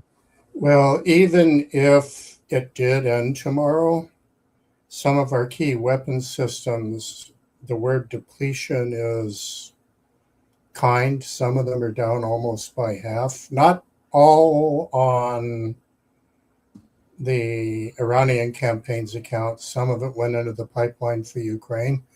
To rebuild those, though, you need, guess what? Metals. Metals, yeah. Yeah, the rare earths. Yeah. Yeah, who is owned by, guess who? who we want to lean on Iran. What's wrong with that equation? The delicate dance of geopolitics right there, right? Yeah. So yeah, and that was the thing, because Trump went in saying, oh, this is going to be over in a few days, and probably didn't think he was going to use up all his munitions, to which, because Iran did the right thing, right? They sent all their, quote unquote, junk missiles out that so that the United States could use up all their expensive interceptors and whatnot. And then they came in with the real stuff. And it's like, in fairness to Neo-Caligula's stooges in the White House, Neo-Caligula, they actually tried to warn him that this wouldn't be so easy, but Netanyahu's government said, "Nah, it'll be over in days." Yeah, it's that meme with the dog that's sitting in the burning house. He goes, "This is fine. This is fine." Yeah. And now look at us, and of course, to use a crude analogy. Iran has us by the short and curlies. And to a lesser extent, China. The only reason that they aren't busting a move, well, there are two reasons they aren't busting a move on Taiwan right now. One of them is that PLA, the People's Liberation Doctrine, under its optimistic scenario, doesn't have them ready until 2027, which is a year off yet. Yeah, but also part of the way to getting there was purging PLA leadership, which she did a few months ago. Take that off the table, and probably what's happening this week is she's having a little talking to with Neo-Caligula about Taiwan specifically. But a lot of what we were using to protect Taiwan got redeployed to the Middle East. Yeah. So if I'm sitting in Taipei, I'm not feeling very comfortable right now. Yeah. You could say the same thing about the South Koreans too. When they took, was it their THAADs and brought those over there? They're like, hey, wait. Oh no, we need those. Yeah. So and the DPRK coincidentally just put something in their own constitution that if Kim Jong-un were to be assassinated, a nuclear response would be mandatory. Oh. And unlike us, a constitutional change in North Korea doesn't take a decade. Isn't it funny how when you have a nuclear weapon, nobody messes with you? Isn't that funny how that works? And that's going to be the long-term consequence, well, one of many long-term consequences of our Iran fiasco. The mullah that we offed, the Elder Khamenei, had actually issued a fatwa against nuclear weapons. Mm-hmm. And there's nothing stronger than a fatwa. His son, who's now in power, isn't necessarily, especially since we offed his father, isn't necessarily feeling bound by that. Now, this gets better or worse, depending on... I was about to ask Bill. Okay. Oh, se pone difícil, they would say in Spanish. When North Korea got the bomb, the country that helped it with know-how and technology was Pakistan. Who's helping, in quotes, with the U.S. and Iran right now? Mm-hmm. Yeah. So Pakistan also sort of kept Osama bin Laden. I don't want to go down that because it'll be good for another 3 hours. But Osama bin Laden lived there where nobody could find him for some years. That's right. Yeah.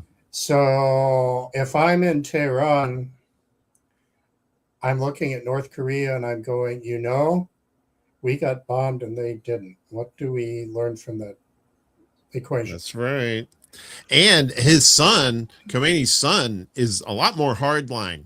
Much more hardline than his father. Yeah. So out of the frying pan into the fire. More like the volcano, possibly. Yeah, exactly. Going straight down to the core of the earth where it's nice and toasty. Yeah, we don't even know how much actual damage has been done to Israel's military machine and civilian infrastructure because they are one of the few countries in the world that actually have an exceptional, as much as they like to advertise that they're a democracy, their censorship regime is one of the most efficient on the planet.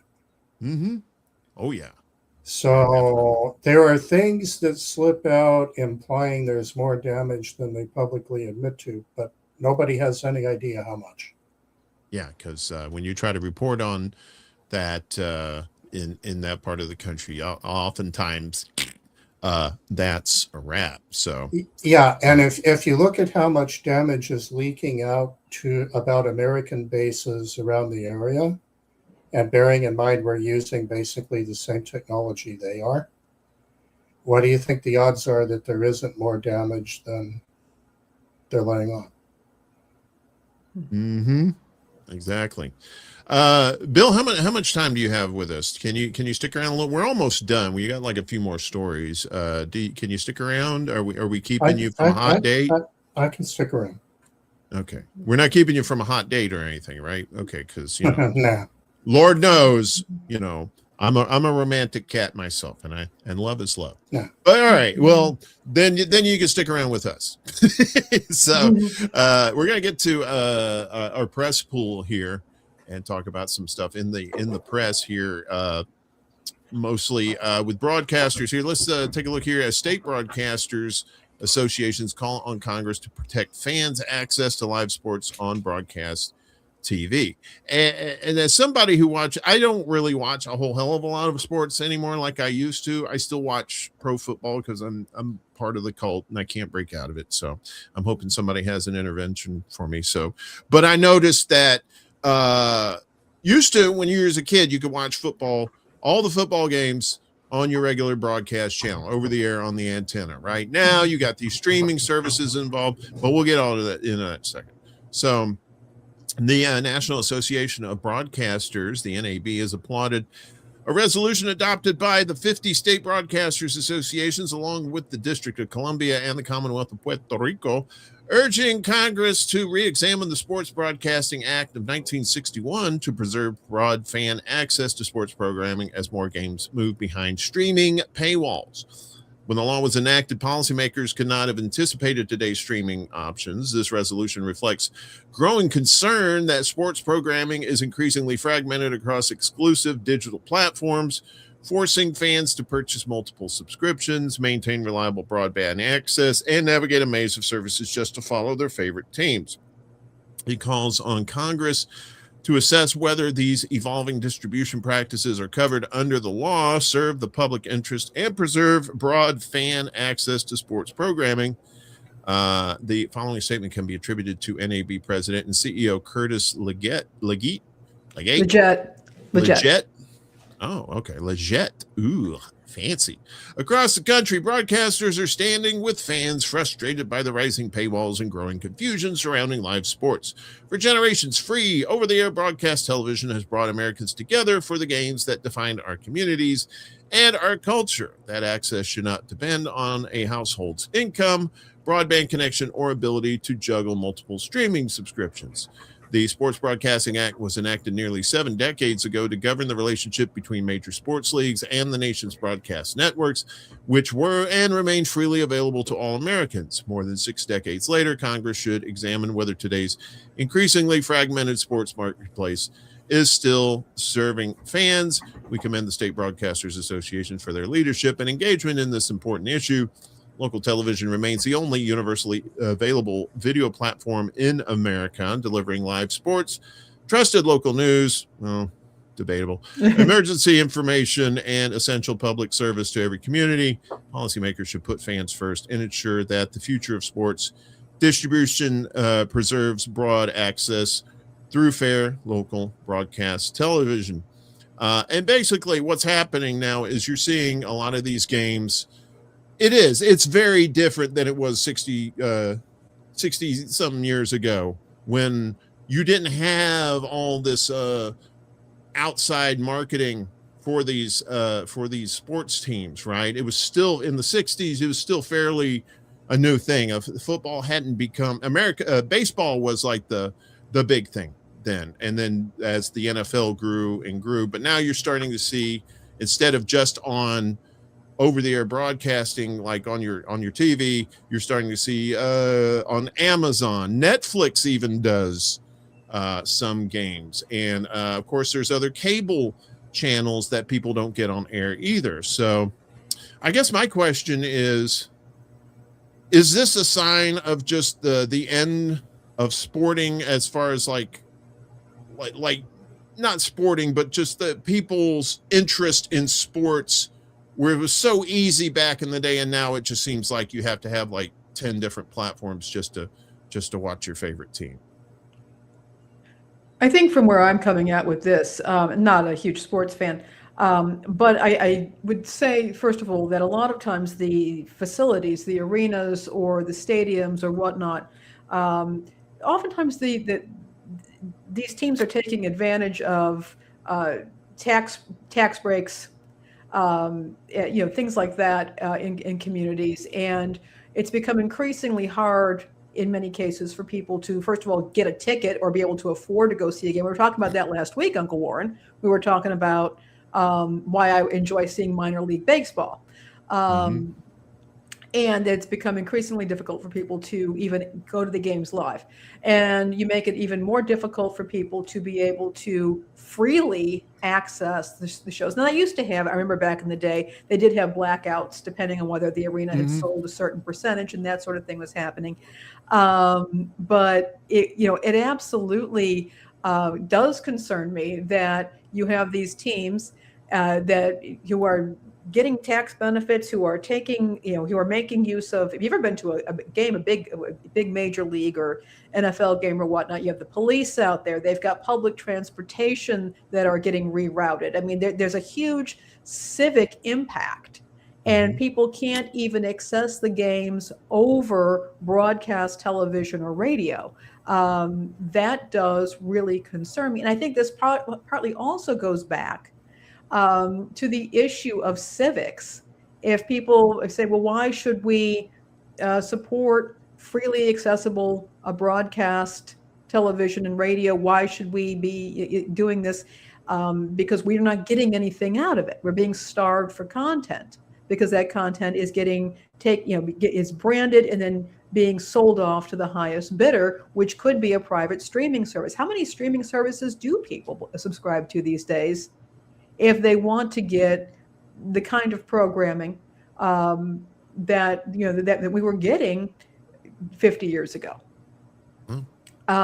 So when I saw this, it really did concern me. I will say this: whatever you might say about the NAB, they really do advocate for free over-the-air media, whether it be broadcast television or radio, and they're pretty adamant about that. And this is just another example of what happens when communities lose that connection between their events. And again, we're talking about, look, you're a Bears fan, a Cubs fan, a Sox fan, wherever you have, or in here, the Arkansas Naturals or whatnot, there is a sense of community and civic pride that comes around, that forms around sports teams, even whether or not you're a huge sports fan or not. And when that becomes less and less accessible to the public, that's another institution or civic bond that I believe weakens. Yeah. Well, I mean, I look at it like this. I remember when the advent of cable, right? When you had HBO, you could watch movies and programs on there with the potty mouth and the nudity and stuff that you couldn't do on your broadcast, right? It's like, okay, there's a market for that. People want the more adult oriented type of entertainment. But football, like sports, is not like that. It's not like it's something that has to be put on another streaming platform. It is done because it makes a poop ton of money. And that greed seems to be the name of the game when it comes to that kind of stuff.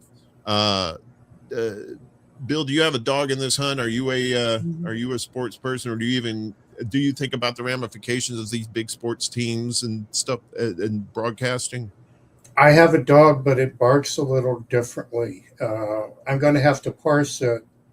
In the television case, the fact that the video of all of this tends to get rolled under networks, even when it's over-the-air broadcast, takes a little bit of wind out of the sails of the local. Now, having been a Chicagoan, I have fond memories of WGN, but in a lot of the country, it's a big network affiliate. And I think the real battle is a bigger one on ownership percentages of these stations generally. Radio is a little more ominous. There has been a sort of war on AM radio generally. And if you're listening to a sports event on radio, it's going to be AM rather than FM almost all of the time. Yeah, more often than not. Yeah, and there was even a move by auto manufacturers to take AM stations out. Yeah, take AM stations. I've been very involved in that, yeah. Yeah, and there's been sort of a multi-front war to get rid of AM. And I view this as one more symptom of a larger disease. Take the sports piece out of AM, and you removed a huge chunk of what leaves it attractive to a lot of listeners. So now, having said all that, if I could get rid of the mandatory sports channels in my cable bundle, I would do it tomorrow. You know, give me some of my money back, and I don't want the Super Golf channel. You know? Oh, come on, Super Golf channels. And it's 19 cousins. You know, I would gladly pay less not to have that. It was the old Bruce Springsteen song, 57 channels and nothing on. Yeah, but now it's like 500, 1,000 channels and nothing on. Yeah, but what's left with AM has a similar problem in terms of, you know, and not only are they mega corporations, but they're mega corporations that are constantly in and out of bankruptcy. Oh, yes. I have a lot to say on that, but I will not. So the short form is I can't look at sports broadcasting without looking at it in that broader context. It's an important issue, but it's because it's part of a nutritious breakfast and the real arguments about the breakfast, if that makes any sense. I caught that reference. I understand. Well, one of those channels is the Disney Channel, and Disney in particular is catching some heat from the FCC commissioner. Democratic FCC commissioner tells Disney it's the target of a censorship campaign. We discussed this last week. The head of the FCC, who's a Republican, as we know, is now messing with the mouse. And has basically been, and we've been talking about this a lot, Uncle Warren, on shows, that is basically saying, you know, if broadcasters are not towing the line, they can be up for a premature or an early license renewal review. Yeah. And what we do have is Ana Gomez, who's a Democrat. She has taken a pretty extraordinary step. We'll talk about that. I will say, just as in terms of clarification, I have interviewed her for a publication that I used to work for. I have met her in person. I was impressed by her significantly, and I just put that out there. And I was also very impressed by her team that I worked with to get that interview going. So just want to put that out there. So Disney and ABC are the targets of a sustained, coordinated campaign of censorship control orchestrated by the Trump administration's FCC. The lone Democrat on the regulatory panel said Monday. In a remarkable letter to Disney CEO Josh D'Amaro, FCC Commissioner Ana M. Gomez decried the political weaponization of the federal media regulator under Chairman Brendan Carr, a Republican appointed by Trump. You are not the first target of this campaign, and you will not be the last, Gomez wrote in the letter, which she posted on her Twitter account. But Disney's experience is by now the most documented, and it is worth laying out plainly. Gomez, a telecommunications lawyer whom President Joe Biden appointed to a seat on the FCC, highlighted a series of FCC regulatory actions that she said were, quote, aimed at pressuring a free and independent press and all media into submission. She vowed to, quote, shine a light on what the FCC is doing to curtail press freedom. Disney and the FCC's Media Relations Office did not immediately respond to emailed requests for comment Monday. The Wall Street Journal first reported Gomez's letter. In the 4-page letter, Gomez said the Trump administration's crusade against Disney and ABC began in earnest after the broadcast network agreed to pay $15 million to settle a defamation lawsuit Trump brought before he was reelected to the White House. The settlement did not buy you peace, Gomez told D'Amaro. It only bought you time. Hell of a quote. Gomez laid out the ways she believes the FCC then pursued Disney's business holdings on multiple fronts, including a decision under Carr to revive a complaint about ABC's moderation of a 2024 election debate between Trump and former Vice President Kamala Harris. I suspect there will be no end in sight for that investigation, said Gomez, who has been on the 3-person panel since September 2023. The third commissioner is Olivia Trusty, that's a nice name, whom Trump appointed. Gomez ticked through other FCC moves focused on Disney, including an investigation into its diversity, equity, and inclusion, DEI practices launched last year, an investigation into whether The View violated equal time rules for political candidates, and an early review of ABC's broadcast licenses in the 8 markets where it owns stations. And just a reminder, Disney owns ABC, just so you know. The FCC announced the license review a day after the White House called on ABC to fire late-night host Jimmy Kimmel over a joke he had made about First Lady Melania Trump. First Amendment advocates say they believe the FCC was punishing ABC for Kimmel's comments. Carr said the review grew out of the agency's probe into Disney's DEI policies. The FCC is also investigating DEI practices at Comcast, the parent company of NBC News. That's where this is coming from. And reviewing a so-called news distortion complaint at CBS News over a 60 Minutes interview with Harris that aired before the 2024 election. Comcast and CBS have said they would cooperate with the probes. So she's calling out this guy, Carr, at the FCC for basically playing politics because of Trumpy's hurt little feelings. His fifis got hurt. So I don't think she's wrong on that. And there's going to be more of that too, whether you like these big corporations or not, coming after them for these censorship, like petty reasons. I mean, that's in Trump's wheelhouse, but I mean, how far is this going to go? One thing I do want to point out to folks is that the FCC actually has 5 commissioner seats. 2 of them are currently vacant. And this has been an issue with the FCC for some time now, only for a brief period of time under I think it was Biden. They finally had enough. The seats were filled, and they were able to actually vote on things and get some work done. But right now, there's only 3 commissioners and 2 vacant seats. So it kind of leaves things, they can't necessarily get a whole lot done without having more people there. And for a while, it was 4 people. So it was 2 Republicans against 2 Democrats.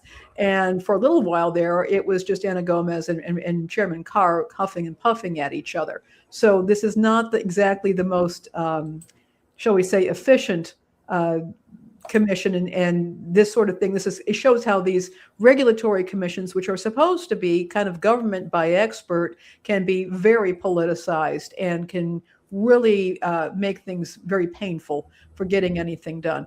But I also just want to point out, I think it's extraordinary that Commissioner Gomez has laid all this out at this point. And this is a real concern. The whole, and when Carr said we can do this the easy way or the hard way, I mean, that's mafioso language, and that he knew exactly what he was saying. Yeah, literally. I mean, that's like, hey, that's a nice network you got there. Sure would be a shame if something happened to it. Yeah, you know what I'm saying there? Bill, you have any thoughts on this?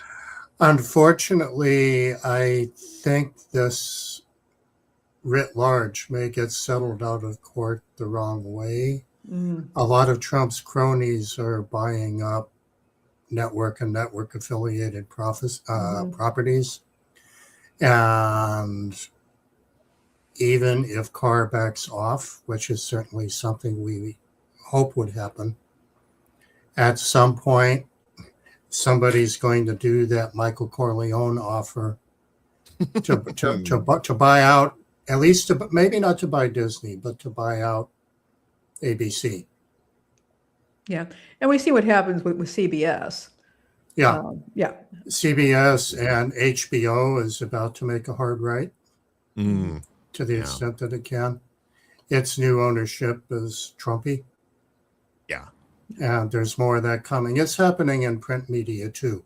The current owner of the Washington Post has dramatically transformed the paper, and not for the better. Yeah. Right. Yeah. That's doesn't he didn't he have like the CIA funding too at the Post too, or is that am I thinking of another paper, something like that? Well, it was way back in the day with Operation Mockingbird. But the Post is still Bezos, I believe, right? Yeah. And there is I have to find the exact title, even though I read it. But even though Trump and Modi are no longer best buds, some of what the Trump administration has done by way of strategy was cribbed from Modi's rise to power in India. And I would have to run downstairs to get the book. I'm blanking on the title. It's something I read a couple of years ago, and it was just fascinating, the parallels. But in the case of the media specifically, there's this Italian fellow, Berlusconi, who was accused of coming as close to fascism as Italy might permit, who is a media magnate. And we're going to see that play out in media purchases, which brings me back to, but it won't happen under this FCC or this Congress. Too big to fail is too big to exist, especially in media. Yep, that's true. And folks, for more Godfather references, you can always come to the Undercurrent. We're good for that. And now for something completely different, as Python had once said. Finally, let's get some. We always end the show with something fun, or at least something interesting that's not, something that doesn't make you want to pull your hair out. And today we have something fun here. This is if you're into like weird lights in the sky, and you're Canadian, of course, that's always a good combo. So this is for our buddy Kate. I think this is around her neck of the woods.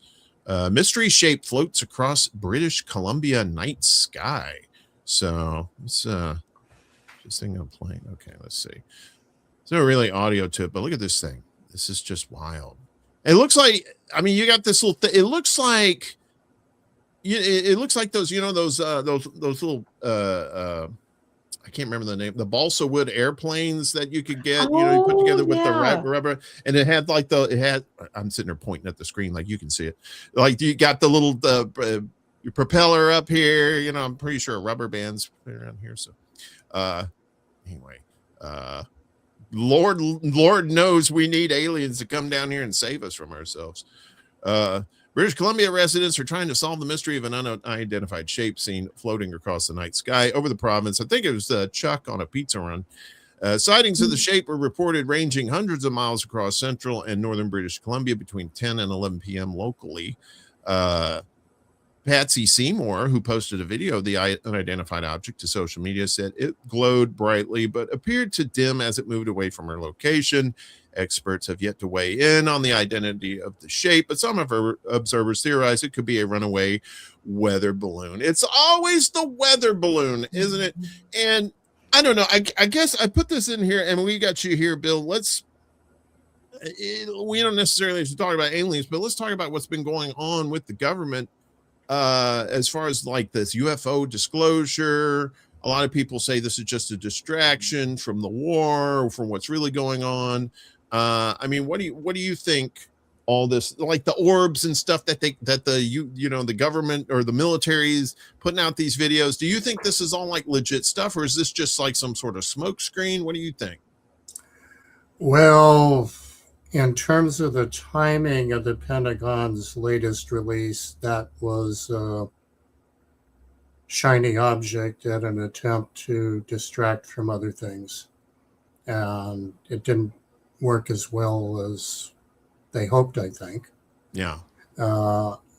Since I am with the Wabash Valley Astronomical Society, we looked and laughed at some of those things. But there's kind of, I'm not an aliens or among us kind of guy. That would take an hour to explain why. But yeah. The short answer would be, even if some of them heard what we were transmitting, the answers wouldn't be back yet.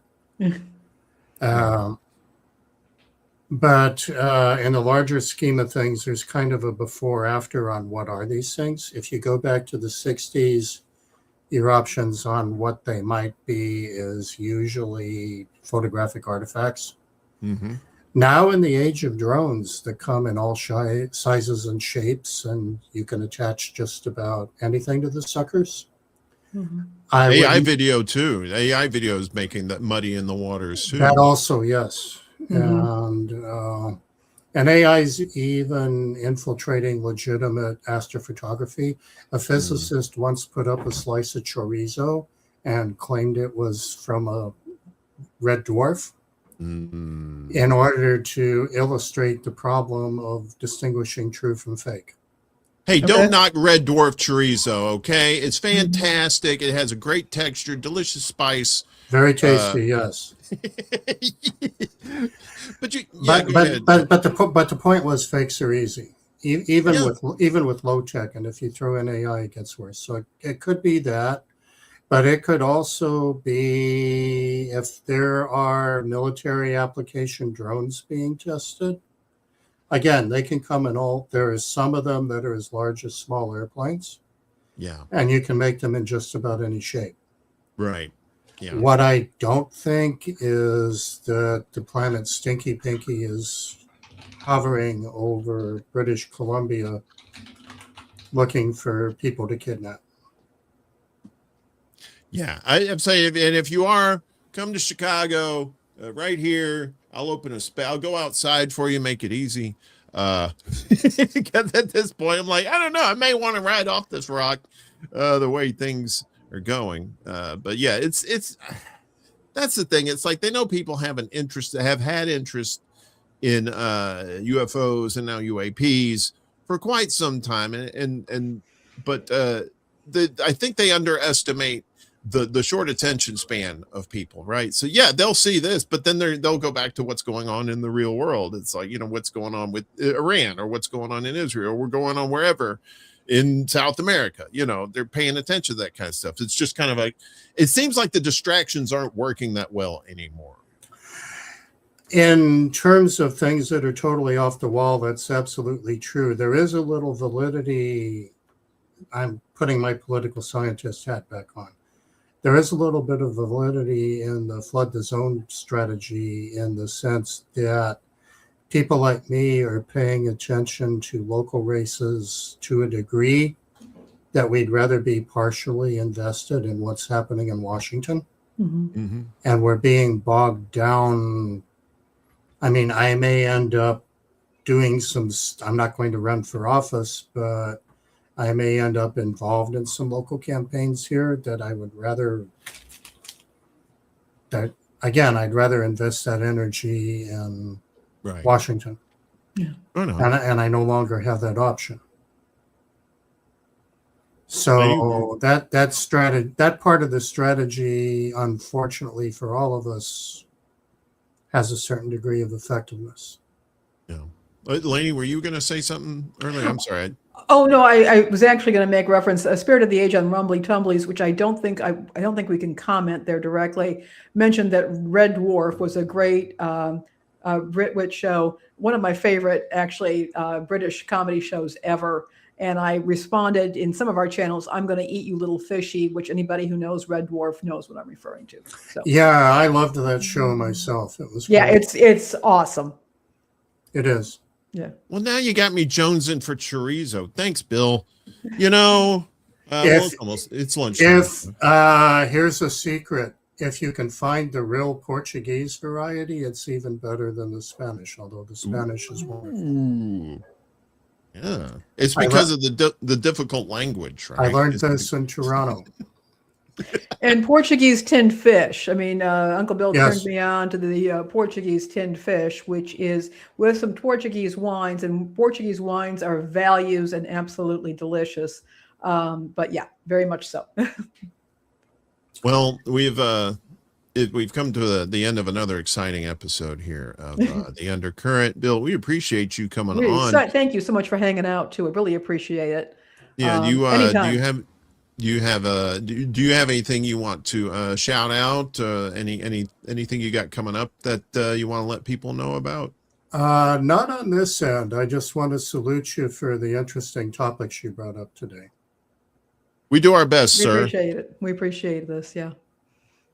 Just a quick programming note for people on my end. I'm taking a small break from my shows on Friday until June 5th. So that's just I think it's a couple of weeks, something like that, maybe 2-3 weeks, doing maintenance and personal and technical maintenance, as it were, on my little neck of the woods here.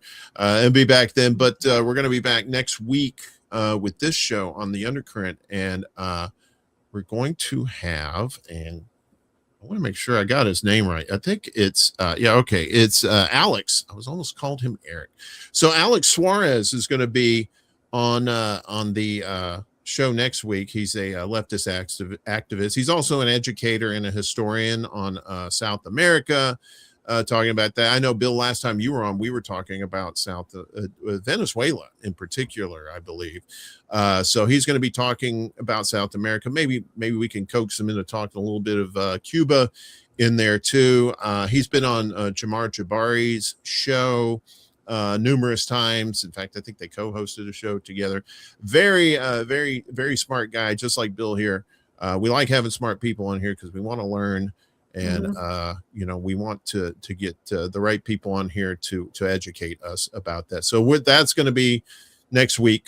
He'll be on with us. Same bat time, same bat channel, noon Eastern, 9 a.m. Pacific time on YouTube, Rumble, Facebook, and Substack. Any final thoughts, you guys, before we get out of here?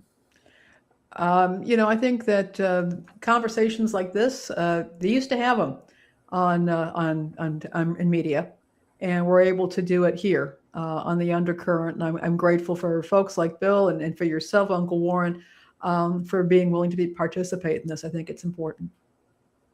Yeah. And I appreciate all the our people that are in the chats. Absolutely. If you're watching this live or if you're watching this in the future, we appreciate all of y'all for your support.